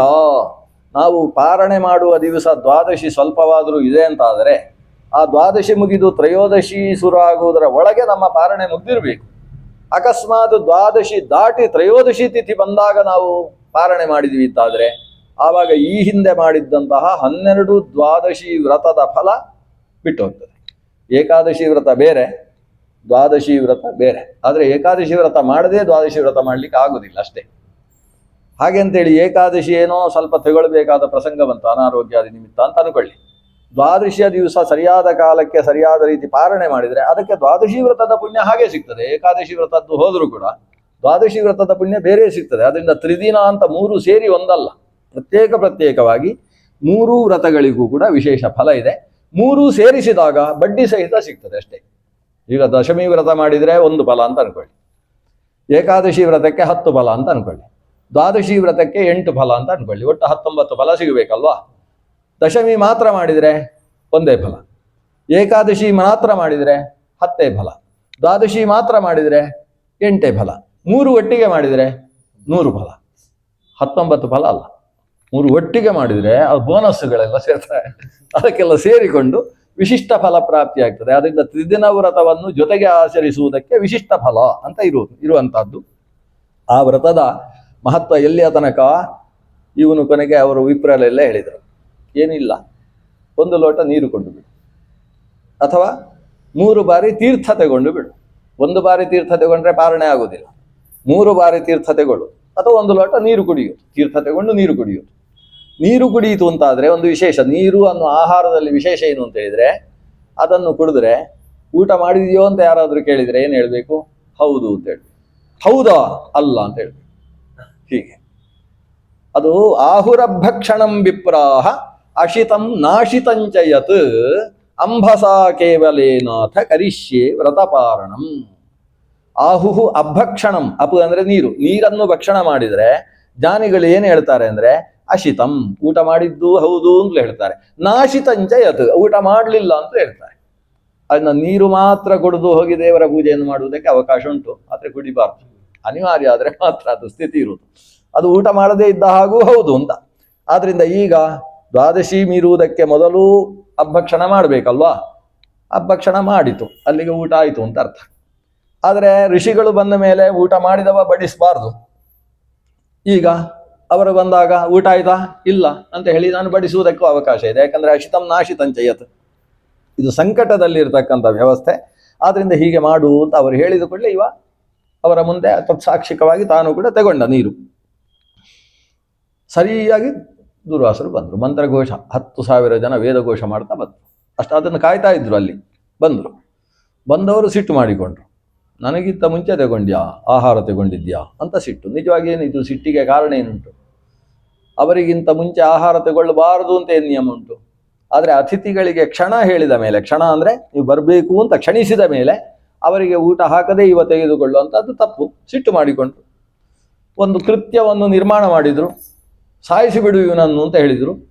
ಅದು ಇವನ ಮೇಲೆ ಎರಗಿ ಬರುವಾಗ ಇವ ಸುದರ್ಶನ ರೂಪಿ ಪರಮಾತ್ಮನನ್ನು ಪ್ರಾರ್ಥನೆ ಮಾಡಿದ.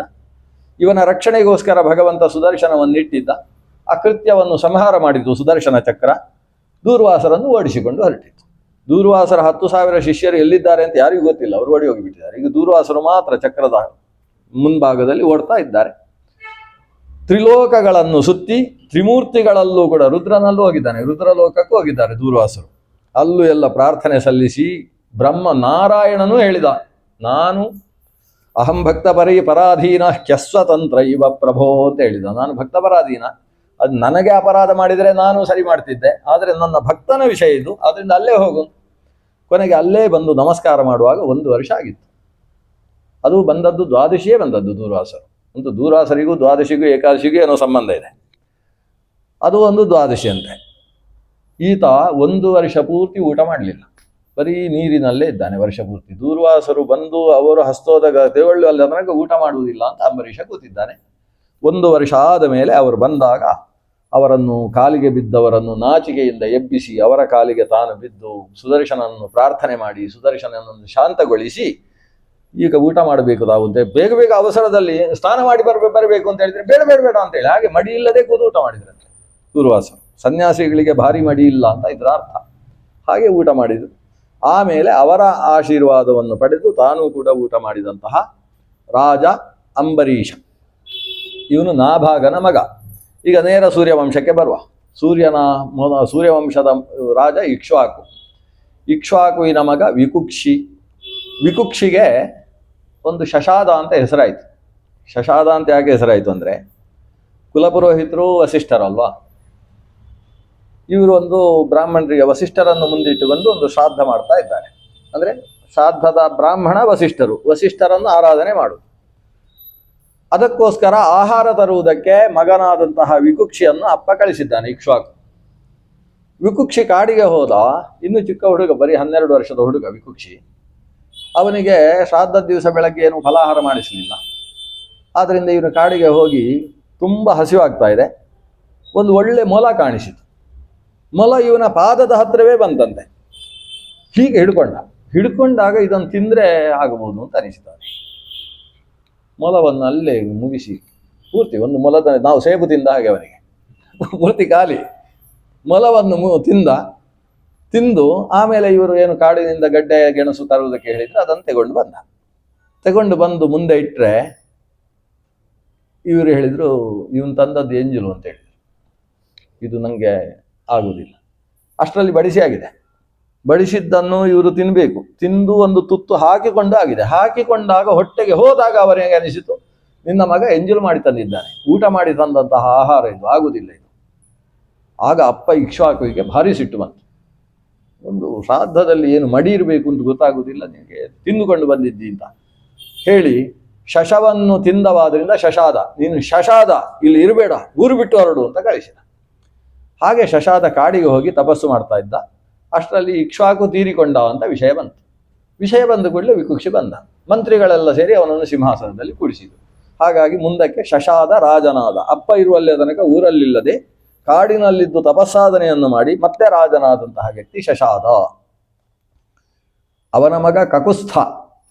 ವಂಶಕ್ಕೆ ಕಾಕುಸ್ಥ ವಂಶ ಅಂತ ಹೆಸರು ಬಂದದ್ದು ಅಲ್ಲಿಂದ. ಕಕುಸ್ಥ ಅಂತ ಅವನ ಹೆಸರೇನು ನಿಜವಾಗಿ ಗೊತ್ತಿಲ್ಲ ನಮಗೆ. ಪುರಂಜಯ ಅಂತ ಅವನಿಗೊಂದು ಹೆಸರಿದೆ. ಕಕುಸ್ಥ ಅಂತ ಯಾಕೆ ಹೆಸರಾಯಿತು?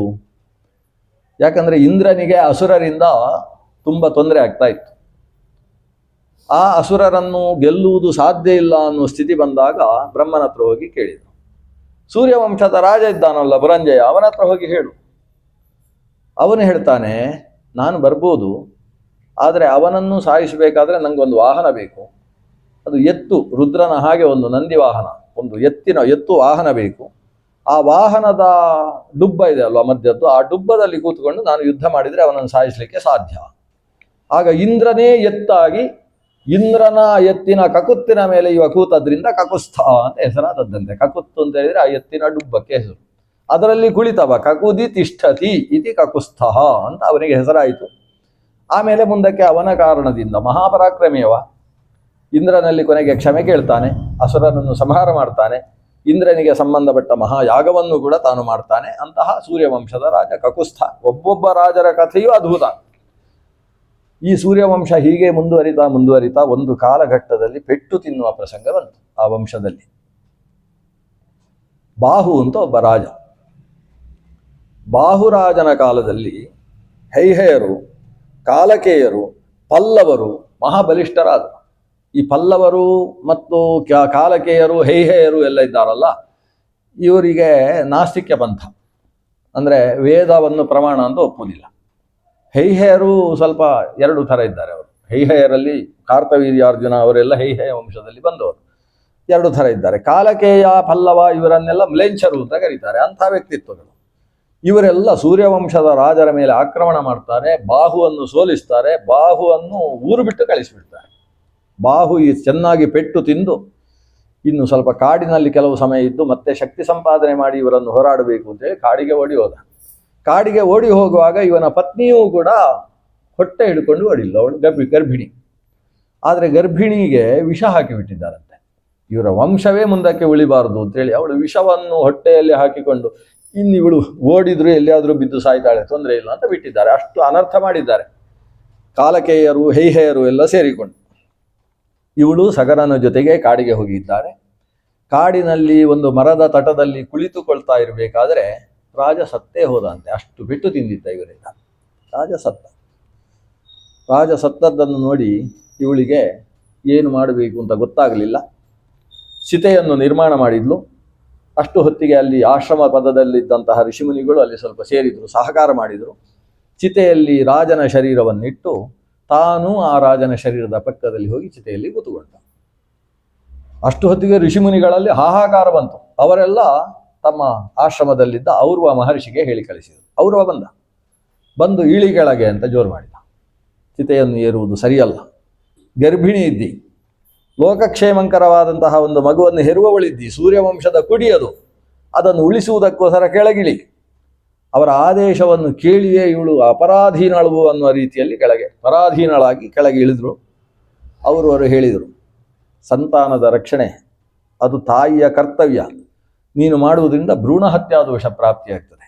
ಯಾರ ಉದರದಲ್ಲಿ ಕೂಸಿದೆ ಅಂತಹ ವ್ಯಕ್ತಿಗಳು ಯಾವುದೇ ರೀತಿಯಲ್ಲಿ ಶರೀರ ತ್ಯಾಗವನ್ನು ಮಾಡುವುದಕ್ಕೆ ಶಾಸ್ತ್ರದ ಅನುಮತಿ ಇಲ್ಲ. ಹಾಗೆ ಅವಳನ್ನು ಔರ್ವ ಮಹರ್ಷಿಗಳೇ ತನ್ನ ಆಶ್ರಮದಲ್ಲಿ ಬೆಳೆಸಿ ತುಂಬಿದ ಗರ್ಭ ಪ್ರಸೂತವಾಗುವಾಗ ಅವಳ ವಿಷ ಏನಾಗಿತ್ತು? ಔರ್ವರ ಅನುಗ್ರಹದಿಂದ ಗರ್ಭದಲ್ಲಿ ಮಗು ಬೆಳೀತದೆ ಅಂತೆ, ಪಕ್ಕದಲ್ಲಿ ವಿಷವೂ ಬೆಳೀತಾ ಉಂಟಂತೆ. ಸಂಸ್ಕೃತದಲ್ಲಿ ವಿಷಕ್ಕೆ ಗರ ಅಂತ ಹೆಸರು. ಹೀಗೆ ಗರ ಗುಡಿದವಳವಳು, ಗರದ ಜೊತೆಗೆ ಮಗು ಹುಟ್ಟಿತು, ಸಗರ ಅಂತ ಹೆಸರಾಯಿತು. ಗರೇಣ ಸಹವರ್ತತೆ ಇತಿ ಸಗರಹ ಅಂತ. ಹೀಗೆ ಈ ಸೂರ್ಯವಂಶದಲ್ಲಿ ಸಗರನ ಆವಿರ್ಭಾವ ಆಯಿತು. ಕಾಡಿನಲ್ಲಿ ಹುಟ್ಟಿದ ಮಗು ಶಸ್ತ್ರಾಭ್ಯಾಸವನ್ನೂ ಮಾಡ್ತಾ ಉಂಟು. ಔರ್ವ ಮಹರ್ಷಿಗಳು ಸಾಮಾನ್ಯ ಅಲ್ಲ, ಭೃಗುವಂಶದ ಶಸ್ತ್ರಶಾಸ್ತ್ರಗಳನ್ನು ಬಲ್ಲವರು. ಆ ಭಾರ್ಗವ ಔರ್ವರ ಅನುಗ್ರಹದಿಂದ ಈತ ಆಗ್ನೇಯಾಸ್ತ್ರದ ಅಭ್ಯಾಸವನ್ನು ಮಾಡಿದ. ಅನೇಕ ಅಸ್ತ್ರಗಳ ಅಭ್ಯಾಸವೂ ನಡೆಯಿತು. ಕಾಡಿನಲ್ಲಿದ್ದಂತಹ ಕಾಡು ಮನುಷ್ಯರ ಒಂದು ದೊಡ್ಡ ಸೇನೆಯನ್ನು ಕಟ್ಟಿದ. ಕೊನೆಗೆ ಕಾಲಕೇಯರು, ಪಲ್ಲವರು, ಹೈಹೆಯರು ಎಲ್ಲ ಯಾರು ಸಿಂಹಾಸನದಲ್ಲಿ ಕೂತಿದ್ದಾರೆ ಅವರನ್ನೆಲ್ಲ ತಾನು ಬಂದು ಆಗ್ನೇಯಾಸ್ತ್ರದ ಬಲದಿಂದ ಎಲ್ಲರನ್ನೂ ಸುಟ್ಟು ಹಾಕಿದ, ಸೋಲಿಸಿ ಸಿಂಹಾಸನದಲ್ಲಿ ಮತ್ತೆ ಸೂರ್ಯವಂಶದ ಪ್ರತಿಷ್ಠಾಪನೆ ಆಯಿತು ಸಗರನಿಂದ. ಆಮೇಲೆ ಅವ ಒಂದು ತೀರ್ಮಾನ ಮಾಡಿದ, ಈ 4 ವಂಶಗಳುಂಟು, ಹೈಹಯ, ಪಲ್ಲವ ಮೊದಲಾದ ವಂಶ, ಅದರಲ್ಲಿ ಒಂದು ಪಿಳ್ಳೆಯೂ ಪ್ರಪಂಚದಲ್ಲಿ ಇರಬಾರ್ದು. ವೇದ ವಿರೋಧಿಯಾದದ್ದಿದು, ನಮ್ಮ ಸತ್ಸಂಪ್ರದಾಯಕ್ಕೆ ವಿರೋಧಿಯಾದ ವ್ಯಕ್ತಿತ್ವವೇ ಭೂಮಿಯಲ್ಲಿರಬಾರ್ದು ಅಂತ ಹೇಳಿ ಒಂದೊಂದನ್ನು ಸಾಯಿಸುವುದಕ್ಕೆ ಶುರು ಮಾಡಿದ. ಅಷ್ಟೊತ್ತಿಗೆ ಏನು ಮಾಡಿದರು ಅವರೆಲ್ಲ? ವಸಿಷ್ಠರ ಆಶ್ರಮದಲ್ಲಿ ಹೋಗಿ ನಮ್ಮನ್ನು ರಕ್ಷಿಸಬೇಕು ಪುರೋಹಿತರು ಅಂತ ಕೇಳಿಕೊಂಡ್ರು. ವಸಿಷ್ಠರು ತನ್ನ ಶಿಷ್ಯನಿಗೆ ಹೇಳ್ತಾರೆ, ಸಗರ, ಕೆಲವರು ಅಪರಾಧಿಗಳು, ಇವರಲ್ಲೂ ಮುಂದೆ ಹುಟ್ಟುವ ಮಕ್ಕಳು ಅಪರಾಧಿಗಳಾಗಿಯೇ ಹುಟ್ಟುತ್ತಾರೆ. ಆದರೆ ಈಗ ನನಗೆ ಶರಣು ಬಂದಿದ್ದಾರೆ. ಆದ್ದರಿಂದ ಇವರನ್ನು ಎಲ್ಲಿಯಾದರೂ ಇವರಿಗೆ ಒಂದು ಪ್ರತ್ಯೇಕ ವ್ಯವಸ್ಥೆ ಮಾಡಿ, ಪಾಕಿಸ್ತಾನ ಮಾಡಿದ ಹಾಗೆ ಇವರೊಂದು ಪ್ರತ್ಯೇಕ ವ್ಯವಸ್ಥೆ ಮಾಡಿ ಅಲ್ಲಿರುವುದಕ್ಕೆ ವ್ಯವಸ್ಥೆ ಮಾಡಿಕೊಡು, ಸಾಯಿಸುವ ಕೆಲಸ ಮಾಡಬೇಡ. ಅದು ಭಗವದಿಚ್ಛೆ ಹೇಗುಂಟೋ ಹಾಗೆ ನಾವು ನಡ್ಕೊಳ್ಬೇಕು. ಭಗವದಿಚ್ಛೆಗೆ ವಿರೋಧವಾಗಿ ನಾನು ಮಾಡ್ತೇನೆ ಅಂತ ಹೊರಟ್ರೆ ಆಗ ಕಡಿವಾಣ ಹಾಕಬೇಕಾದವ ಪುರೋಹಿತ. ಅದನ್ನು ಮಾಡ್ತಾ ಇದ್ದೇನೆ ಅಂತ ಹೇಳಿದರು ವಸಿಷ್ಠರು. ಗುರುಗಳ ಮಾತಿಗೆ ಇವ ಚಾತು ಅಂತ ವ್ಯತ್ಯಾಸ ಹೇಳದೆ ತಾನು ಒಪ್ಪಿಕೊಂಡ. ಆದರೆ ಹೇಳಿದ, ಇವರನ್ನು ಹೇಗೂ ಸನಾತನ ಧರ್ಮದ ವಿರೋಧಿಗಳಿದ್ದಾರೆ ಇವರು. ಆದ್ದರಿಂದ ಸನಾತನ ಧರ್ಮಿಗಳು ಹೇಗೆ ಬದುಕ್ತಾರೋ ಅದಕ್ಕಿಂತ ವಿಪರೀತವಾಗಿ ಬದುಕುವ ಹಾಗೆ ಇವರಿಗೆ ವ್ಯವಸ್ಥೆ. ಏನು ಅಂದರೆ, ಇವರು ಮೊಣಗಂಟು ತಾಗುವಷ್ಟು ಬಟ್ಟೆ ಉಡ್ಲಿಕ್ಕಿಲ್ಲಂತೆ. ಆ ಮೊಣಗಂಟು ಅಲ್ಲ, ಗುಲ್ಭ ಅಂದರೆ ಕಾಲ್ಗಂಟು, ಆ ಗುಲ್ಭ ತಾಗುವಷ್ಟು ಇಲ್ಲಂತೆ. ಮೊಣಗಂಟಿನಿಂದ ಸ್ವಲ್ಪ ಕೆಳಗಿನ ತನಕ ಬಟ್ಟೆ ಉಡುವುದು, ಅಂದರೆ ಅರ್ಧ ಚಡ್ಡಿ ಹಾಕಿದ ಹಾಗೆ ಅಷ್ಟೇ ಬಟ್ಟೆ ಉಡಬೇಕು. ಆಮೇಲೆ ಕೆಲವರೆಲ್ಲ ಗಡ್ಡ ಇಲ್ಲಿ ಮಾತ್ರ ಬಿಡಬೇಕಂತೆ, ಉಳಿದ ಕಡೆಯಲ್ಲಿ ಗಡ್ಡ ಬಿಡಬಾರ್ದು. ಎಲ್ಲ ವಿಷಯ ಹೇಳಿದ್ದಾರೆ ಹೇಗೆ ಬಿಡಬೇಕು. ಇಲ್ಲಿ ಮಾತ್ರ ದಾಡಿ ಬಿಡಬೇಕು, ತಲೆಗುಲ್ಲೆಲ್ಲ ಬೋಳಿಸ್ಬೇಕಂತೆ, ಗಡ್ಡ ಮಾತ್ರ ಇಷ್ಟು ಬಿಡಬೇಕಂತೆ, ಮೀಸ ಇಷ್ಟು ಮಾತ್ರ ಹೀಗೆ ಇರಬೇಕು. ಇನ್ನು ಕೆಲವರಿಗೆಲ್ಲ ಒಂದು ಕೈಯಲ್ಲಿ ಕಡಗ ಹಾಕೊಳ್ಳುವುದಂತೆ, ಇನ್ನೊಂದು ಕೈಯಲ್ಲಿ ಕಡಗ ಹಾಕೊಳ್ಳಿಕ್ಕಿಲ್ಲ, ಎಡಗೈಯಲ್ಲಿ ಮಾತ್ರ ಕಡಗ ಹಾಕಿಕೊಳ್ಳುವ ಹಾಗೆ ಆ ರೀತಿ ಒಂದು ವ್ಯವಸ್ಥೆ. ಇನ್ನು ಕೆಲವರಿಗೆ ಮೀಸೆ ಮತ್ತು ಗಡ್ಡ ಇಟ್ಕೊಳ್ಳಿಕ್ಕಿಲ್ಲ, ತಲೆಗೂದಲು ಪೂರ್ತಿ ಬಿಡಬೇಕು, ತಲೆಗೂದಲನ್ನು ಅಲ್ಲಿ ಕಟ್ಟಬೇಕು, ಮೀಸೆ ಗಡ್ಡ ಎಲ್ಲ ಬೋಳಿಸ್ಬೇಕು. ನಮ್ಮಲ್ಲೂ ಹಾಗಿದ್ರೆ ಎಲ್ಲ ಇವರು ಸಗರ ಮಾಡಿದ ವ್ಯವಸ್ಥೆ ಅಂತ ಅರ್ಥ. ಇನ್ನು ಕೆಲವರಿಗೆ ಹೊಲಿದ ಬಟ್ಟೆಗಳನ್ನು ಮಾತ್ರ ಹಾಕೊಳ್ಬೇಕು, ಅವರು ಕಚ್ಚಾಧಾರಣೆ ಮಾಡುವ ಹಾಗೆ ಇಲ್ಲ. ಈಗೆಲ್ಲ ವ್ಯವಸ್ಥೆಗಳನ್ನು ಮಾಡಿ ಅವರನ್ನು ಸಾಗರದ ತೀರದ ಆ ಕಡೆಯಲ್ಲಿ ವ್ಯವಸ್ಥೆ ಮಾಡಿಕೊಟ್ಟಂತೆ. ಅವರಿಗೆಲ್ಲ ಮ್ಲೇಚ್ಛರು, ಯವನರು ಅಂತ ಹೆಸರಾಯ್ತಂತೆ. ಈಗ ಯವನ ಮ್ಲೇಚ್ಛರನ್ನು ತನ್ನ ಊರಿನಿಂದ ಬೇರೆ ಕಡೆಗೆ ಕಳಿಸಿ ಮತ್ತೆ ಅಯೋಧ್ಯ ಅನ್ನುವ ತನ್ನ ರಾಜಧಾನಿಯನ್ನು ಅಯೋಧ್ಯ ಅನ್ನುವ ಅನರ್ಥಕವಾಗಿ ಮಾಡಿಕೊಟ್ಟವ ರಾಜ ಸಗರ. ಸಗರನಿಗೆ ಇಬ್ಬರು ಪತ್ನಿಯರು, ಒಬ್ಬಳಿಗೆ ಸುಮತಿ, ದೊಡ್ಡವಳಿಗೆ ಕೇಶಿನಿ ಅಂತ ಹೆಸರು. ಅಲ್ಲಿಗೆ ಔರ್ವ ಮಹರ್ಷಿಗಳು ಸಗರನನ್ನು ಆಗಾಗ ನೋಡ್ತಾ ಇದ್ರು. ಸಗರನು ಹೋಗಿ ಔರ್ವ ಮಹರ್ಷಿಗಳಿಗೆ ತನ್ನನ್ನು ಒಪ್ಪಿಸಿಕೊಂಡಿದ್ದಾನೆ. ನನ್ನ ಬದುಕಿಗೆ ಔರ್ವರು ಕಾರಣ, ಭಾರ್ಗವ ಗೋತ್ರದವರು. ನಾವು ಹೇಳುವಾಗ ಭಾರ್ಗವ, ಶ್ಯಾವನ, ಔರ್ವ, ಆಪ್ನವಾನ, ಜಾಮದಗ್ನಿಯ ಪಂಚಾರ್ಷಯ ಪ್ರವರ ಅಂತ ಹೇಳ್ತೇವೆ. ಅಂತಹ ಔರ್ವ ಮಹರ್ಷಿಗಳು. ಅವರಿಗೊಂದು ಸಿಟ್ಟು ಬಂದಿತ್ತು. ಅವರು ಇದೇ ರೀತಿಯಲ್ಲಿ ಹುಟ್ಟಿದವರು. ಅವರ ಪತ್ನಿಯನ್ನು ಕೂಡ ಕಾಲಕೇಯರು ಓಡಿಸಿದ್ರಂತೆ. ಗರ್ಭಿಣಿ, ಅವರ ಪತ್ನಿಯಲ್ಲ, ಅಮ್ಮನನ್ನು ಭೃಗುಗಳನ್ನೇ ನಾಶ ಮಾಡ್ತೇವೆ ಅಂತ ಅಸುರರೆಲ್ಲ ಓಡಿಸ್ತಾ ಹೋದರು. ಹಿಮಾಲಯಕ್ಕೆ ಓಡಿ ಹೋಗಿದ್ದಾಳೆ ಆ ತಾಯಿ, ಗರ್ಭವನ್ನೇ ಹೇಗಾದರೂ ಉಳಿಸಬೇಕು ಅಂತ. ಕೊನೆ ಗರ್ಭಕ್ಕೂ ಹೊಡೆದ್ರಂತೆ. ಗರ್ಭಕ್ಕೆ ಹೊಡೆದಾಗ ಇವಳು ಗರ್ಭವನ್ನು ಜಾರಿಸಿ ತೊಡೆಯಲ್ಲಿ ಮಾಡಿಕೊಂಡಂತೆ. ಹೀಗೆಲ್ಲ ಮಾಡಿದ್ದಾರೆ ಇಂದಿನ ತಾಯಿಯರು, ಅಸಾಮಾನ್ಯ. ತೊಡೆಯಲ್ಲಿ ಈಗ ಗರ್ಭವನ್ನು ಇರಿಸಿಕೊಂಡು ಗರ್ಭ ಹೋಯಿತು ಅಂತ ಅವರು ಸಮಾಧಾನ ಮಾಡಿಕೊಂಡ್ರಂತೆ. ಇವಳು ತೊಡೆಯಲ್ಲಿ ಹೆತ್ಲಂತೆ. ಊರುವಿನಿಂದ ಹುಟ್ಟಿದವಾದ್ರಿಂದ ಔರ್ವ ಅಂತ ಅವನಿಗೆ ಹೆಸರು. ಊರು ಅಂದರೆ ತೊಡೆ, ತೊಡೆಯಿಂದ ಆವಿರ್ಭವಿಸಿದಂತಹ ಭಾರ್ಗವ. ಎಷ್ಟು ಸಿಟ್ಟು ಅವನಿಗೆ ಅಂದರೆ, ನಾನು ಹುಟ್ಟಿದ ಕೂಡಲೇ ಆ ಹೊಡೆದವರನ್ನೆಲ್ಲ ಸಾಯಿಸಬೇಕು ಅಂತಿದ್ದ. ಅಷ್ಟು ಸಿಟ್ಟಿನಿಂದ ಹುಟ್ಟಿದವನ ಸಿಟ್ಟು ನೋಡಿ ಅಲ್ಲಿ ಕಾಡೆಲ್ಲ ಸುಡುವುದಕ್ಕೆ ಶುರುವಾಯ್ತಂತೆ. ಆವಾಗ ಮೂಲ ಮಹರ್ಷಿ ಭೃಗುಗಳು ಬಂದರು. ಭೃಗು ಮಹರ್ಷಿಗಳು ಬಂದು ಔರ್ವನ ಹತ್ರ ಹೇಳ್ತಾರೆ, ಔರ್ವ, ನಿನ್ನ ಸಿಟ್ಟಿನಿಂದ ಊರೆಲ್ಲ ಸುಟ್ಟು ಹೋಗುವ ಸಾಧ್ಯತೆ ಇದೆ. ಆದ್ದರಿಂದ ಈ ಸಿಟ್ಟನ್ನು ಎಲ್ಲಿಯಾದರೂ ಬಿಟ್ಟು ಬಾ ಅಂತ. ಇವನು ಎಲ್ಲಿ ಸಿಟ್ಟು ಬಿಡಬೇಕು? ಎಲ್ಲಿ ಬಿಟ್ಟರೂ ಊರು ಹಾಳಾಗ್ತದೆ. ಕೊನೆಗೆ ಸಮುದ್ರದಲ್ಲಿ ಹೋಗಿ ಇಟ್ಟು ಬಂದಂತೆ ಆ ಸಿಟ್ಟು. ಅದಕ್ಕೆ ಔರ್ವ ಅನಲ ಅಂತ ಹೆಸರು. ಔರ್ವ ಅನಲ, ಅದನ್ನು ವಾಡವಾಗ್ನಿ ಅಂತ ಕರೀತಾರೆ. ಅದು ಸಮುದ್ರದಲ್ಲಿ ನೀರು ಜಾಸ್ತಿ ಆದಾಗ ನೀರನ್ನು ಇವತ್ತಿಗೂ ಸುಡ್ತಾ ಉಂಟಂತೆ. ಔರ್ವಾನಲ ಅಂತ ಅದನ್ನು ಕರೀತಾರೆ, ಅಥವಾ ವಾಡವಾಗ್ನಿ ಅಂತ ಕರೀತಾರೆ. ಇಂತಹ ಔರ್ವ ಮಹರ್ಷಿ ಅವನು ಸಗರನಲ್ಲಿ ಆಗಾಗ ಬರ್ತಾ ಇದ್ದ. ಸಗರನ ಪತ್ನಿಯರು ಅಂತ ಹೇಳಿದರೆ ಅವನಿಗೆ ಇಷ್ಟ. ಯಾಕಂದರೆ ತನ್ನ ಶಿಷ್ಯನ ಮಡದಿಯರು ಅಂತ. ಅವರನ್ನು ಕೂಡಿಸಿ, ನಿಮಗೆ ವಂಶವನ್ನು ಉದ್ಧಾರ ಮಾಡುವ ಒಬ್ಬ ಮಗ ಬೇಕಾ, ಅಥವಾ ಮಹಾಶಕ್ತಿಶಾಲಿಗಳಾದಂತಹ 60,000 ಜನ ಮಕ್ಕಳು ಬೇಕಾ ಅಂತ ಕೇಳಿದ್ರಂತೆ ಅವರು. ಅದರಲ್ಲಿ ಕೇಶಿನಿ ಹೇಳ್ತಾಳೆ, ನನಗೆ ಎಷ್ಟು ಮಕ್ಕಳು, ವಂಶೋದ್ಧಾರ ಮುಖ್ಯ, ಆದ್ದರಿಂದ ಅವು ಕೆಟ್ಟವಾಗಲಿ ಒಳ್ಳವೇ ಆಗಲಿ ಒಬ್ಬ ಮಗ ಸಾಕು ಅಂತ ಹೇಳ್ತಾಳೆ ಕೇಶಿನಿ. ಸುಮತಿ ಹೇಳ್ತಾಳೆ, ಹಾಗಾದ್ರೆ ನನಗೆ 60,000 ಬೇಕು ಅಂತ ಅವಳು ಹೇಳ್ತಾಳೆ. ಇವರು ತಥಾಸ್ತು ಅಂತ ಹೇಳಿ ಹೋದರು. ಕಾಲಕ್ರಮೇಣ ಇಬ್ಬರೂ ಗರ್ಭಿಣಿಯರಾಗಿದ್ದಾರೆ. ಅದರಲ್ಲಿ ಕೇಶಿನಿ ಒಂದು ಮಗನಿಗೆ ಜನ್ಮವನ್ನು ಕೊಟ್ಟಿದ್ದಾಳೆ. ಆ ಮಗನಿಗೆ ಅಸಮಂಜಸ ಅಂತ ಊರಿನವರಿಟ್ಟ ಹೆಸರು. ಇವರು ಸಮಂಜಸ ಅಂತ ಹೆಸರಿಟ್ಟಿರ್ಬೋದು, ಆದರೆ ಊರಿನವರೆಲ್ಲ ಅಸಮಂಜಸ ಅಂತ ಅವನನ್ನು ಕರೀತಾರೆ. ಅಸಮಂಜಸ ರಾಜ ಅಂದರೆ ಬಹಳ ಪ್ರಸಿದ್ಧ, ಎಲ್ಲ ಪುರಾಣದಲ್ಲೂ ಇವನ ಕಥೆ ಉಂಟು. ಇನ್ನೊಬ್ಬಳಿದ್ದಾಳಲ್ಲ ಸುಮತಿ, ಸುಮತಿಸ್ತ್ವೇಕಂ ಗರ್ಭಪಿಂಡಂ ಅಸೋಷ್ಟ. ಅವಳು ಒಂದು ತುಂದಿಯನ್ನು ಹೆತ್ತಿದ್ದಾಳೆ. ತುಂದಿ ಅಂದರೆ ಸೋರೆಕಾಯಿ ಉಂಟಲ್ಲ, ಸೋರೆಕಾಯಿಯ ಹಾಗೆ. ಆ ಸೋರೆಕಾಯಿಯ ಹಾಗೆ ಆ ಪಿಂಡವನ್ನು ಹೀಗೆ ಅಲುಗಾಡಿಸಿದ್ರೆ ಒಳಗೆ ಸಾಸಿವೆ ಕಾಳಿನ ಹಾಗೆ ಶಬ್ದ ಅಂತೆ. 60,000 ಸಾಸಿವೆ ಕಾಳು ಉಂಟು ಒಳಗೆ. ಅಂಥದ್ದನ್ನು ಅವಳು ಹೆತ್ತಿದ್ದಾಳೆ. ಅವರವರು ಬಂದರು, ಎಲ್ಲ ಊರಿನ ವೈದ್ಯರನ್ನೆಲ್ಲ ಕರೆಸಿದರು. ಈ ತುಂದಿಯನ್ನು 15ನೇ ದಿವಸಕ್ಕೆ ಒಡಿಬೇಕು. ಒಡೆದ ಮೇಲೆ ಅದರಲ್ಲಿ 60,000 ಬೀಜಗಳಿರ್ತವೆ.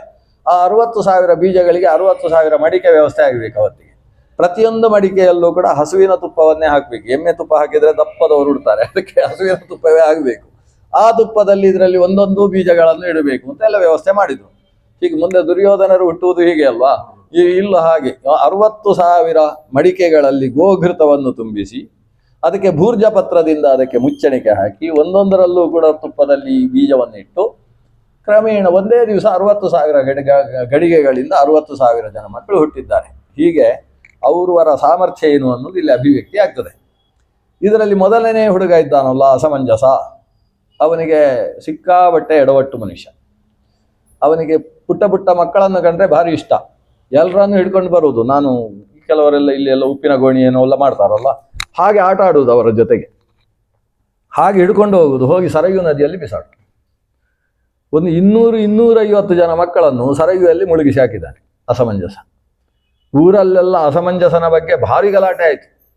ಕೊನೆಗೆ ರಾಜ ಸಗರ ಅವರನ್ನು ನಿಯಂತ್ರಿಸುವಲ್ಲಿ ಸೋತ. ಇವನೇ ಒಂದು ಮದುವೆ ಮಾಡಿಕೊಂಡು ಬೇರೆ ಬಂದ. ಮದುವೆ ಮಾಡಿಕೊಂಡು ಬಂದು ಒಬ್ಬ ಮಗ ಅವನಿಗೆ, ಅಂಶುಮಾನ್ ಅಂತ ಅವನಿಗೆ ಹೆಸರು, ಅಸಮಂಜಸನ ಮಗ. ಇಷ್ಟಾದಾಗ ರಾಜ ಹೇಳಿದ, ಇವನು ಮಾಡುವ ಅನರ್ಥದಿಂದ ನನಗೆ ಪ್ರಜೆಗಳನ್ನು ರಕ್ಷಣೆ ಮಾಡಲಿಕ್ಕೆ ಆಗ್ತಾ ಇಲ್ಲ, ಇವನಿಗೆ ಸರಪಳಿ ಹಾಕಿ ಸರಯುವನ್ನು ದಾಟಿ ಆ ಕಡೆ ತಗೊಂಡು ಹೋಗಿ ಹುಲಿ ಸಿಂಹಗಳಿರ್ತಕ್ಕಂಥದ್ರಲ್ಲಿ ಮರಕ್ಕೆ ಕಟ್ಟಿ ಬನ್ನಿ ಅಂತ. ಇವರು ಸರಪಳಿ ಹಾಕಿ ಎಳ್ಕೊಂಡು ಹೋಗ್ತಾ ಇದ್ದಾರೆ. ಹೋಗುವಾಗ ಸರಯೂ ನದಿಗೆ ಬಂದಿದ್ದಾನೆ. ಸರಯೂ ನದಿಯಲ್ಲಿ ಇವ ಹೇಳ್ತಾನೆ, ನನಗೆ ಒಂದು ಮುಳುಗ ಹಾಕುವುದಕ್ಕೆ ಅವಕಾಶ ಕೊಡಬೇಕು ಅಂತ. ಇವರು ಸರಪಳಿ ಇನ್ನಷ್ಟು ಗಟ್ಟಿ ಮಾಡಿದರು. ಈ ಹೇಳಿಕ್ಕೆ ಬರೋದಿಲ್ಲ ಈ ರಾಜಕುಮಾರ್ ಹೇಗೆ ಅಂತೇಳಿ ಎಲ್ಲ ಹಿಡ್ಕೊಂಡಿದ್ದಾರೆ ಆ ಕಡೆ ಈ ಕಡೆ. ಇವ ಸರವಿನಲ್ಲಿ ಮುಳುಗಿದ. ಒಂದು ಬಾರಿ ಮುಳುಗಿದಾಗ 4 ಮಕ್ಕಳನ್ನು ಎಕ್ಕಿದಂತೆ. ಹಿಂದೆ ಎಷ್ಟೆಷ್ಟು ಮಕ್ಕಳನ್ನು ಅದರಲ್ಲಿ ಬಿಸಾಡಿ ಸಾಯಿಸಿದ್ದ ಅಷ್ಟೂ ಮಕ್ಕಳನ್ನು ಎತ್ತಿ ಜೀವಂತವಾಗಿಸಿ ಕೊಟ್ಟ. ಇನ್ನು ಇವನನ್ನು ಹಿಂದಕ್ಕೆ ತಗೊಂಡು ಹೋಗ್ಬೇಕೋ ಅಥವಾ ಕಾಡಿಗೆ ತಗೊಂಡು ಹೋಗ್ಬೇಕೋ ಗೊತ್ತಾಗಲಿಲ್ಲ ಅವರಿಗೆ. ಆದರೆ ಆದೇಶ ಏನುಂಟು ಅದನ್ನು ಪಾಲಿಸುವುದು ಕರ್ತವ್ಯ.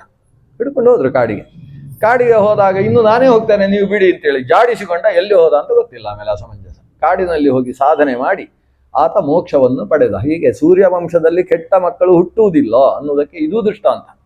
ಅಸಮಂಜಸನಾಗಿದ್ದವ ಯಾಕೆ?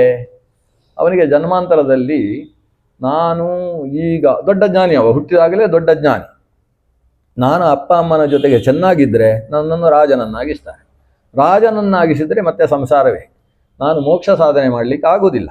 ಅದಕ್ಕೆ ನನ್ನನ್ನು ಊರು ಬಿಟ್ಟು ಓಡಿಸುವ ಹಾಗೆ ಆಗಬೇಕು ಅಂತ ಇಷ್ಟು ಮಾಡಿದ್ದಂತೆವ. ಆ ಅಷ್ಟೂ ಮಕ್ಕಳು ಕೂಡ ಯಮನ ಅನುಗ್ರಹದಿಂದಾಗಿ ಯಮನಲ್ಲಿ ನಡೀತಾ ಇದ್ದ ಯಾಗದಲ್ಲಿ ಭಾಗವಹಿಸಿ ಮತ್ತೆ ಇವನಿಂದ ವಾಪಸ್ ಬಂದಿದ್ದಾರೆ. ಇಂಥದ್ದೆಲ್ಲ ಘಟನೆಗಳು ಸೂರ್ಯವಂಶದಲ್ಲಿ ನಡೆದಿದ್ದಾವೆ. ಅಸಮಂಜಸ ಕಾಡು ಪಾಲಾದ, ಅಂಶುಮಂತ ರಾಜನಾಗ್ತಾನೆ. ಸಗರ ರಾಜ ಇದ್ದಾನೆ, ಅಂಶುಮಂತ ಇದ್ದಾನೆ. ಸಗರ ಅಶ್ವಮೇಧಗಳನ್ನೆಲ್ಲ ಮುಗಿಸಿ ಕೊನೆಗೆ 99ನೇ ಅಶ್ವಮೇಧದ ಕಾಲದಲ್ಲಿ ಇಂದ್ರ ಅವನ ಕುದುರೆಯನ್ನು ಅಪಹರಿಸಿದಾಗ ಹುಡುಕುವುದಕ್ಕೆ ಅಂಶುಮಂತ ಹೋಗ್ತಾನೆ. ಮೊದಲು 60,000 ಜನ ಹೋಗ್ತಾರೆ. ಅಂದರೆ ಅಂಶುಮಂತನ ಚಿಕ್ಕಪ್ಪಂದಿರು, ಸಗರ ಸುತರು, ಸಾಗರರು ಅಂತ ಅವರಿಗೆ ಹೆಸರು, ಸಗರನ ಮಕ್ಕಳು. ಅವರು ಹೋಗಿ ಸ್ವಲ್ಪ ಎಡವಟ್ಟು ಮಾಡ್ತಾರೆ. ಕಪಿಲ ಮಹರ್ಷಿ ಕೆಳಗೆ ಸುತಲದಲ್ಲಿದ್ದಾನೆ, ಅಲ್ಲಿ ಕುದುರೆ ಇತ್ತು. ಇಂದ್ರ ಹೋಗಿ ಆ ಕುದುರೆಯನ್ನು ಅಲ್ಲಿ ಕಟ್ಟಿ ಬಂದಿದ್ದಾನೆ. ಇವನೇ ಕದ್ದವ ಅಂತ ಅವರ ಹಾರೆ ಪಿಕಾಸಿ ಇಟ್ಕೊಂಡು ಅವನನ್ನು ಹೊಡೆಯುವುದಕ್ಕೆ ಹೋದರು.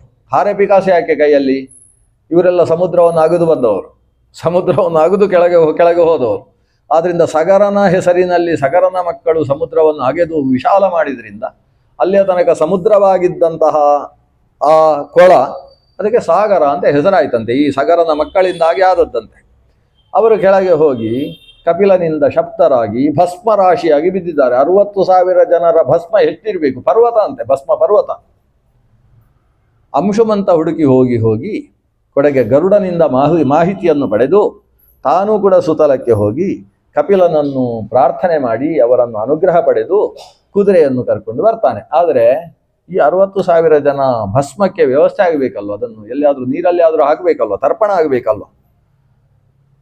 ಸಗರನಲ್ಲಿ ಬಂದು ಹೇಳಿದ ಹೀಗಂತೆ. ಆವಾಗ ಗರುಡ ಸಿಕ್ಕಿದ. ಗರುಡ ಸೋದರ ಮಾವ ಆಗಬೇಕು ಇವನಿಗೆ, ಸುಮತಿಯ ಅಣ್ಣ, ಆದ್ರಿಂದ ಸೋದರ ಮಾವ. ಆ ಗರುಡನ ಹತ್ರ ಕೇಳ್ತಾನೆ. ಗರುಡ ಹೇಳಿದ, ಸಾಮಾನ್ಯ ನೀರಿನಿಂದ ತರ್ಪಣ ಅಲ್ಲ ಇವರಿಗೆಲ್ಲ, ಯಾಕಂದರೆ ಶಾಪಾಗ್ನಿ ದಗ್ಧರು. ಆದ್ದರಿಂದ ಬ್ರಹ್ಮಾಂಡದ ಹೊರಗಿರತಕ್ಕಂತಹ ನೀರಿಗೆ ಗಂಗೆ ಅಂತ ಹೆಸರು. ಆ ಗಂಗಾಜಲವನ್ನು ಭೂಮಿಗೆ ಇಳಿಸಿ ಅದರ ಮೂಲಕ ತರ್ಪಣ ನಡಿಬೇಕು. ಅವತ್ತಿನಿಂದ ಗಂಗಾವತರಣದ ಬಗ್ಗೆ ಪ್ರಯತ್ನ ಪ್ರಾರಂಭ ಆಯಿತು. ಸಗರ ಪ್ರಯತ್ನಿಸಿದ, ಆಗಲಿಲ್ಲ. ಸಗರನ ಮಗ ದಿಲೀಪ ಪ್ರಯತ್ನಿಸಿದ, ಆಗಲಿಲ್ಲ. ಕೊನೆಗೆ ಭಗೀರಥನ ಪ್ರಯತ್ನದಿಂದ ಆಯಿತು. ಗಂಗೆಯನ್ನು ಇಳಿಸಿ ತಾನು ಜಾಹ್ನವಿ ಅಂತ ಅನಿಸಿದಂತಹ ಆ ಭಾಗೀರಥಿಯನ್ನು ಸಾಗರದ ಮೂಲಕ ಒಳಗೆ ಇಳಿಸಿಕೊಂಡು ಅತಲದ ತನಕ ಸಾಗಿಸಿ ಅದು ತ್ರಿಪಥಗಾಮಿನಿ ಅಂತ ಆಕಾಶ ಗಂಗೆಯಾಗಿ ಭೂಮಿಯಲ್ಲೂ ಇಳಿದು ಭೂಮಿಯಿಂದ ಕೆಳಗೆ ಪಾತಾಳಕ್ಕೆ ಇಳಿದ ಕಾರಣದಿಂದ ಗಂಗೆಗೆ ತ್ರಿಪಥಗಾಮಿನಿ ಅಂತ ಹೆಸರಾಯಿತು. ಆ ಭಸ್ಮದ ಮೇಲೆ ಹರಿಯಿತಂತೆ. ಅಷ್ಟಕ್ಕೆ ಅವರಿಗೆಲ್ಲ ಮೋಕ್ಷವಾಯಿತಂತೆ. ಆಗ ಹರಿವಂಶದಲ್ಲಿ ಒಂದು ಮಾತು ಬರ್ತದೆ, ಗಂಗೆಯ ನೀರಿನ ಸ್ಪರ್ಶ ಆದದ್ದು ಯಾವುದಕ್ಕೆ? ಅವರ ಶರೀರದ ಭಸ್ಮಕ್ಕೆ. ಶರೀರದ ಭಸ್ಮಕ್ಕೆ, ಎಲುಬಿಗೆ ಗಂಗೆಯ ನೀರಿನ ಸ್ಪರ್ಶ ಆದರೆ ಅವರಿಗೆ ಮೋಕ್ಷ ಆಗ್ತದೆ ಅಂತಾದರೆ, ಜ್ಞಾನ ಇರತಕ್ಕಂಥ ಸ್ಥಿತಿಯಲ್ಲಿ ನಿಮ್ಮ ಶರೀರಕ್ಕೆ ಗಂಗೆಯ ಸ್ಪರ್ಶ ಆಯಿತು ಅಂತಾದರೆ ಎಂಥ ಫಲ ಇದೆ ಆಲೋಚನೆ ಮಾಡಿ. ಅಂತಹ ಪರಮ ಪಾವನಿ ಅಂತ ಕರೆಸಿದಂತಹ ಆ ಹರಿಪಾದ ನಖದಿಂದ ಹರಿದು ಬಂದಂತಹ ಗಂಗೆಯನ್ನು ಭೂಮಿಗೆ ಇಳಿಸಿದಂತಹ ವಂಶ ಅದು ಸೂರ್ಯವಂಶ. ಭಗೀರಥನ ಕಾರಣದಿಂದ ಭೂಮಿಗೆ ಬಂತು. ಅದೇ ವಂಶದಲ್ಲಿ ಮುಂದಕ್ಕೆ ಅನೇಕ ರಾಜರು, ಖಟ್ವಾಂಗ ಬರ್ತಾನೆ, ನಾರೀ ಕವಚ ಬರ್ತಾನೆ. ನಾರೀ ಕವಚನ ನಂತರದಲ್ಲಿ ಅಜನ ಮಗನಾಗಿ ದಶರಥ. ದಶರಥನಿಗೆ 3 ಜನ ಪತ್ನಿಯರು, ಕೌಸಲ್ಯ, ಸುಮಿತ್ರಾ, ಕೈಕೇಯಿ ಅಥವಾ ಕೇಕಯಿ ಅಂತ ಹೇಳುವ 3 ಜನ ಪತ್ನಿಯರು. ಆಮೇಲೆ 250 ಜನ ಪತ್ನಿಯರು. ಲೆಕ್ಕಕ್ಕೆ 3 ಜನ, ಅಟೆಂಡೆನ್ಸ್ ಹಾಕುವುದು 3 ಜನಕ್ಕೆ ಮಾತ್ರ. ಆಮೇಲೆ 250 ಜನ ಪತ್ನಿಯರು. ಯಾಕಂದ್ರೆ ಅವ 60,000 ವರ್ಷ ಮದುವೆ ಆಗ್ತಾ ಇದ್ದವ, 60,000 ವರ್ಷ ರಾಜ್ಯಭಾರ ಮಾಡಿದ್ದಾನೆ.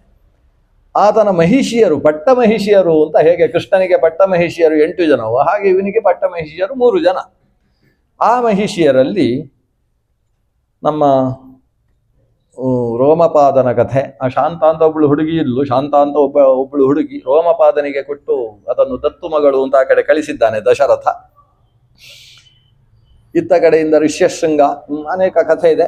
ಅವರು ಮಾಡಿದಂತಹ ಮಹಾಯಾಗದ ಫಲವಾಗಿ ಆತನಿಗೆ 4 ಜನ ಗಂಡು ಮಕ್ಕಳಾಗಿದ್ದಾರೆ. ಅದರಲ್ಲಿ ಕೌಸಲ್ಯಲ್ಲಿ ಸಾಕ್ಷಾತ್ ಭಗವಂತ ರಾಮಚಂದ್ರನಾಗಿ ಆವಿರ್ಭಾವ ಮಾಡಿದ್ದಾನೆ. ಭಗವಂತನ 4 ರೂಪ: ವಾಸುದೇವ, ಸಂಕರ್ಷಣ, ಪ್ರದ್ಯುಮ್ನ, ಅನಿರುದ್ಧ. ಅದರಲ್ಲಿ ವಾಸುದೇವನೇ ರಾಮನಾಗಿ, ಸಂಕರ್ಷಣ ಲಕ್ಷ್ಮಣನಲ್ಲಿ ಆವೇಶಗೊಂಡಿದ್ದಾನೆ, ಶೇಷಾವಿಷ್ಟನಾದಂತಹ ಸಂಕರ್ಷಣ. ಆಮೇಲೆ ಅನಿರುದ್ಧ ಮತ್ತು ಪ್ರದ್ಯುಮ್ನರೇ ಭರತ, ಶತ್ರುಘ್ನರು ಅಂತ. ಅದು ಚಕ್ರಶಂಖಗಳಿಗೆ ಅಭಿಮಾನಿಗಳಾದಂತಹ ದೇವತೆಗಳು. ಹೀಗೆ ಭಗವಂತನ 4 ರೂಪಗಳ ಆವೇಶವುಳ್ಳ, ಸಾಕ್ಷಾತ್ ವಾಸುದೇವನೇ ಅವತಾರ ಮಾಡಿರತಕ್ಕಂತಹ 4 ರೂಪ. ಅದು ಅಭ್ಯವರ್ಧಂತ ಸಂಯಂಚಃ ಕುಮಾರಾಹ ಸುಕುಮಾರಕಾಹ ಅಂತ ನಾರಾಯಣ ಪಂಡಿತರು ಹೇಳ್ತಾರೆ ಮಣಿಮಂಜರಿಯಲ್ಲಿ. ಅದು ಹೇಗೆ ಅಂದರೆ, ಪಿತಾ ಅರ್ಥೈರಿವ ನಿರ್ಭಭೌ, 4 ಪುರುಷಾರ್ಥಗಳ ಜೊತೆಗಿದ್ರೆ ಒಬ್ಬನಿಗೆ ಏನು ಆನಂದವೋ ಆ ರೀತಿ 4 ಮಕ್ಕಳಿಂದ ದಶರಥ ಆನಂದ ಪಡೆದ. ಆದರೆ ಕೊನೆಗೆ ಅದೇ ಮಕ್ಕಳಿಲ್ಲ ಅನ್ನೋ ಕಾರಣದಿಂದಲೇ ಆತ ಶರೀರವನ್ನು ತೊರೆದ. ಅದಕ್ಕೆ ಆತ ಒಂದು ಶ್ರವಣ ಕುಮಾರನಿಗೆ ಮಾಡಿದ ಅನ್ಯಾಯ ಕಾರಣವಾಗಿತ್ತಂತೆ.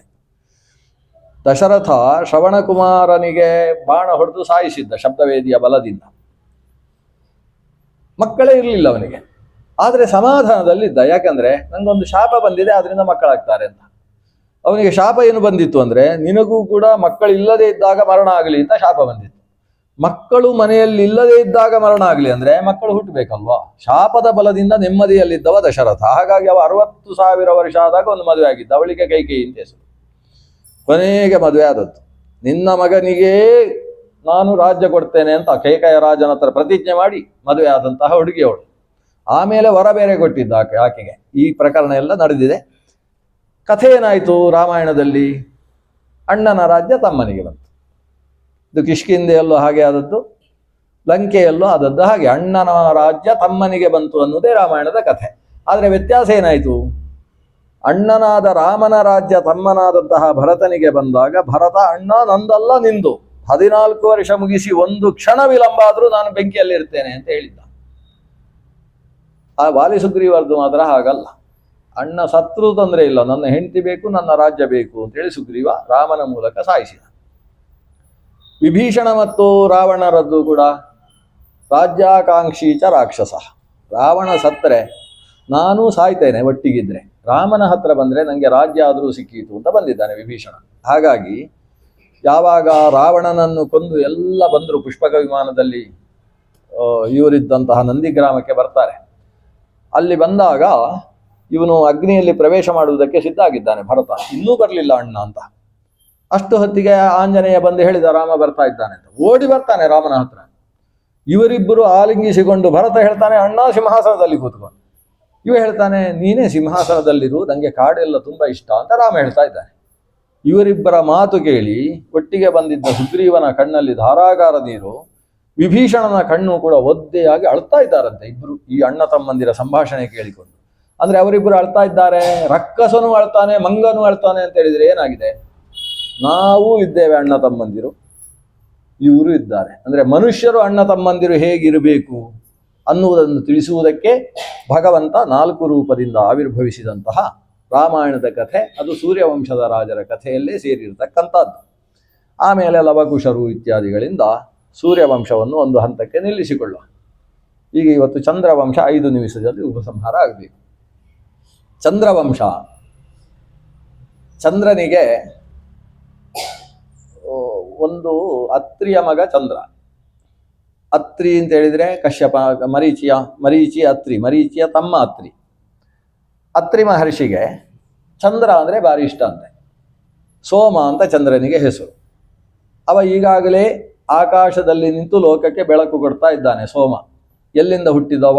ಭಗವಂತನ ಮನಸ್ಸಿನಿಂದ. ಚಂದ್ರಮ ಮನಸೋ ಜಾತಃ ಅಂತ ಭಗವಂತನ ಮನಸ್ಸಿನಿಂದ ಹುಟ್ಟಿದಂತಹ ಚಂದ್ರನನ್ನು ನೋಡಿ ಅವನನ್ನೇ ಧ್ಯಾನ ಮಾಡ್ತಾ ತಪಸ್ಸು ಮಾಡಿದ ಅತ್ರಿ. ಎಂಥ ತಪಸ್ಸು ಅಂದರೆ ಸೋಮನನ್ನೇ ಧ್ಯಾನ ಮಾಡ್ತಾ ಇದ್ದಂತಹ ಅತ್ರಿಯ ಶರೀರವು ಕೂಡ ಸೋಮನ ಹಾಗೆ ಆಯ್ತಂತೆ. ಸೋಮ ಸ್ವರೂಪವನ್ನು ಪಡೆದಿದೆ. ಆ ಸ್ಥಿತಿಯಲ್ಲಿ ತಪಸ್ಸಿನ ಒಂದು ಪರಾಕಾಷ್ಠೆಯಲ್ಲಿ ಅವನ ಕಣ್ಣಿನಿಂದ ಒಂದು ಸೋಮ ರಸ ಸುರಿಯುವುದಕ್ಕೆ ಶುರುವಾಯಿತು. ಸುರಿತಾ ಇದ್ದ ರಸ ಅಲ್ಲಿ ಕೆನ್ನೆಯಿಂದ ಜಾರಿತು, ಎದೆಗೆ ಬಿತ್ತು. ನಮ್ದೆಲ್ಲ ಹಾಗಲ್ಲ, ಕಣ್ಣಿನಿಂದ ಜಾರಿದ್ರೆ ನೆಲಕ್ಕೆ ಬೀಳುವುದು. ನಾವು ತಪಸ್ಸು ಮಾಡುವುದೇ ಹೀಗೆ.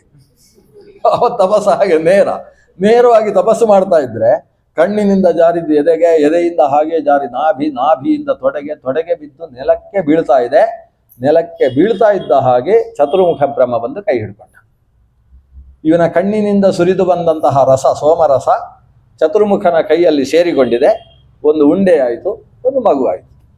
ಅವನಿಗೆ ಸೋಮ ಚಂದ್ರ ಅಂತ ಹೆಸರು. ಅತ್ರಿ ನೇತ್ರ ಸಮುದ್ಭವ.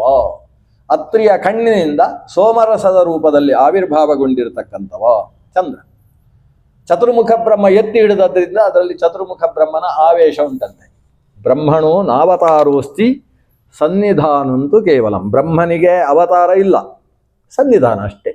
ಯಾಕಂದರೆ ಅತ್ರಿ ಅನಸೂಯೆಯರು ತ್ರಿಮೂರ್ತಿಗಳು ನನಗೆ ಮಕ್ಕಳು ಬೇಕು ಅಂತ ಪ್ರಾರ್ಥನೆ ಸಲ್ಲಿಸಿದ್ರು. ಬ್ರಹ್ಮ ಹುಟ್ಟಬೇಕಲ್ವ, ಚಂದ್ರನಲ್ಲಿ ಸನ್ನಿಧಾನವನ್ನು ತಾನು ಪಡೆದಂತೆ. ಹೀಗೆ ಚಂದ್ರ ಚತುರ್ಮುಖ ಬ್ರಹ್ಮನ ಸನ್ನಿಧಾನವನ್ನು ಪಡೆದಂತಹ ಒಬ್ಬ ಗ್ರಹ ರಾಜ. ರಾಜಾನವು ರವಿಶೀತಗು ಅಂತ. ಸೂರ್ಯನ ನಂತರ ಗ್ರಹಗಳಿಗೆ ರಾಜ ಅಂತ ಹೇಳಿದರೆ ಚಂದ್ರ. ಈ ಚಂದ್ರ ಚತುರ್ಮುಖ ಬ್ರಹ್ಮನಿಗೆ ಬಹಳ ಪ್ರೀತಿ ಪಾತ್ರನಾದವ, ನೋಡುವುದಕ್ಕೆ ಭಾರೀ ಸುಂದರ. ಅಂತಹ ಅದರಿಂದಲೇ ಅವನಿಗೆ ಚಂದ್ರ ಅಂತ ಹೆಸರು. ನಿಜವಾಗಿ ಅವ ಸೋಮ ಅಲ್ವಾ. ಸೋಮನನ್ನು ಚಂದ್ರ ಅಂತ ಯಾಕೆ ಕರೆಯುವುದು? ಚಂದ್ರ ಅಂದರೆ ಚದಿರು ಆಹ್ಲಾದೆ ಅಂತ ಸಂಸ್ಕೃತದ ಧಾತು. ನೋಡಿದ್ರೇನೆ ಕಣ್ಣಿಗೆ ಒಂದು ತಂಪು ಕೊಡ್ತಕ್ಕಂತಹ ಸ್ವರೂಪ ಇರುವುದರಿಂದ ಅವನನ್ನು ಚಂದ್ರ ಅಂತ ಕರೆಯುವುದು. ಅಂತಹ ಚಂದ್ರಮ ಅವನನ್ನು ಚತುರ್ಮುಖ ಬ್ರಹ್ಮ ಹೇಳಿದ, ನೀನು ಉತ್ತರ ದಿಕ್ಕಿಗೆ ಅಧಿಪತಿ, ವನಸ್ಪತಿ ಔಷಧಿಗಳಿಗೆ ಅಧಿಪತಿ, ಪಿತೃಗಳಿಗೂ ಕೂಡ ಸ್ವಲ್ಪ ಆಧಿಪತ್ಯ ಉಂಟು, ತಾರಾಧಿಪತಿ ನೀನು ಅಂತ ಅವನಿಗೆ ಕೆಲವು ಆಧಿಪತ್ಯಗಳನ್ನೆಲ್ಲ ಕೊಟ್ಟ. ಅದರ ಜೊತೆಗೆ ಅವನ ಮೂಲಕವಾಗಿ ಭಾರಿ ಯಾಗಗಳನ್ನು ಮಾಡಿಸಿದ, ಅಶ್ವಮೇಧಗಳನ್ನು ಮಾಡಿದ.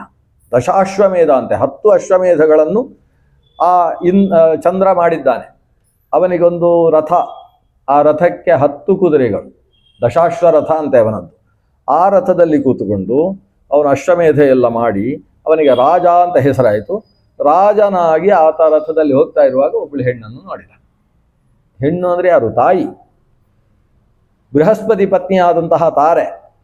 ಬೃಹಸ್ಪತಿ ಪತ್ನಿಯಾದ ತಾರೆಯನ್ನು ನೋಡಿದ ಕೂಡಲೇ ಇವನಿಗೆ ನೆನಪಾಯಿತು, ನನ್ನನ್ನು ತಾರಾಧಿಪತಿ ಅಂತ ಹೇಳಿದ್ದಾನಲ್ವ ನನ್ನ ಚತುರ್ಮುಖ ಬ್ರಹ್ಮ, ಇಲ್ಲಿ ತಾರೆಯೇ ಕಾಣಿಸ್ತಾ ಇದ್ದಾಳಲ್ವ ಅಂತ. ನದಿ ತೀರದಲ್ಲಿ ತಾರೆ ಕೊಡಪಾನದಲ್ಲಿ ನೀರು ಹಿಡ್ಕೊಂಡು ಈ ಕಡೆ ಬರ್ತಾ ಇದ್ದಾಳೆ ಬೃಹಸ್ಪತಿಯ ಅನುಷ್ಠಾನಕ್ಕೆ ಅಂತ.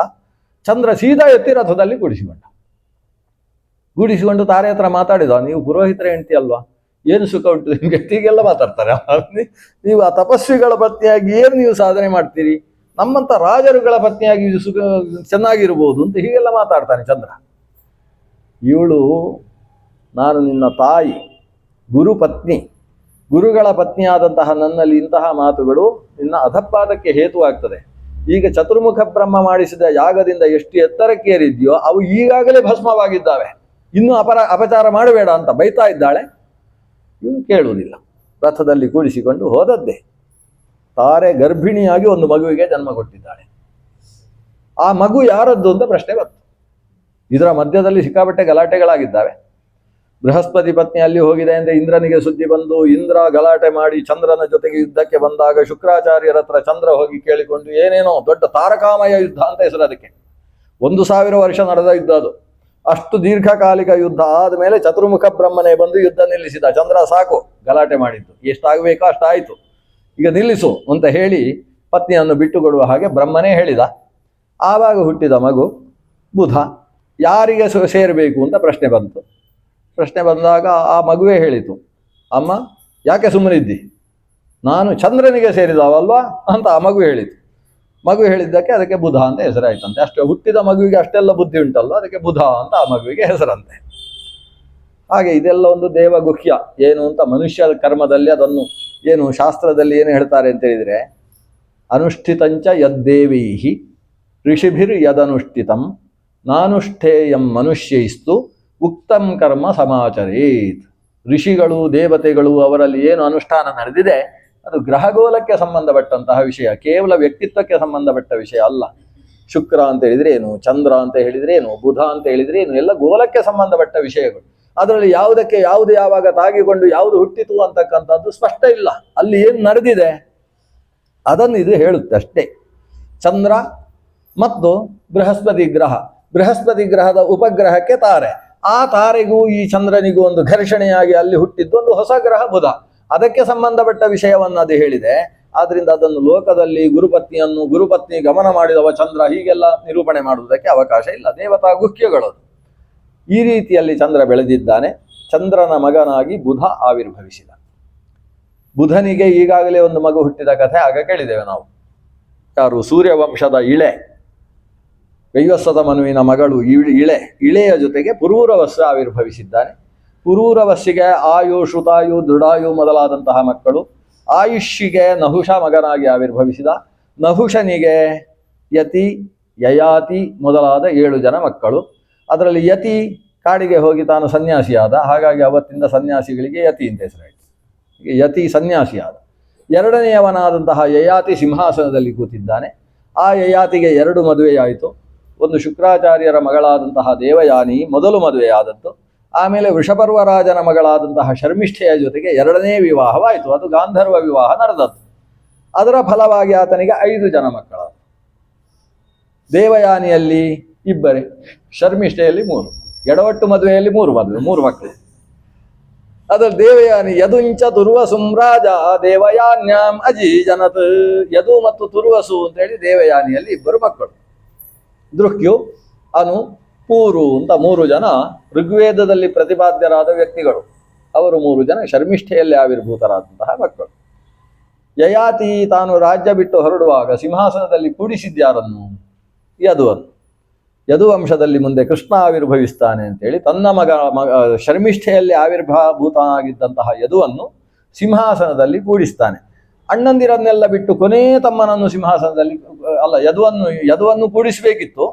ಆದರೆ ಒಂದು ಸಮಸ್ಯೆ ಆಯಿತು. ಅದರಲ್ಲಿ ಯದು ಸಿಂಹಾಸನದಲ್ಲಿ ಕೂಡಬೇಕಾದ ಪ್ರಸಂಗ ಬಂದಾಗ ಅವನಿಗೆ ಒಂದು ಪ್ರತ್ಯೇಕ ಸ್ಥಳವನ್ನು ಕೊಟ್ಟು, ನೀನು ಅಲ್ಲಿ ಸಾಮಂತರಾಜನಾಗಿರಬೇಕೇ ಹೊರತು ಚಕ್ರವರ್ತಿಯಾಗಿ ಬದುಕುವುದಕ್ಕೆ ಸಾಧ್ಯ ಇಲ್ಲ, ಚಕ್ರವರ್ತಿಯಾಗಿರಬೇಕಾದವ ಪೂರು ಅಂತ ಕೊನೆಯವನಾದ ಪೂರ್ವಿಗೆ ಸಿಂಹಾಸನ ಕೊಟ್ಟದ್ದು.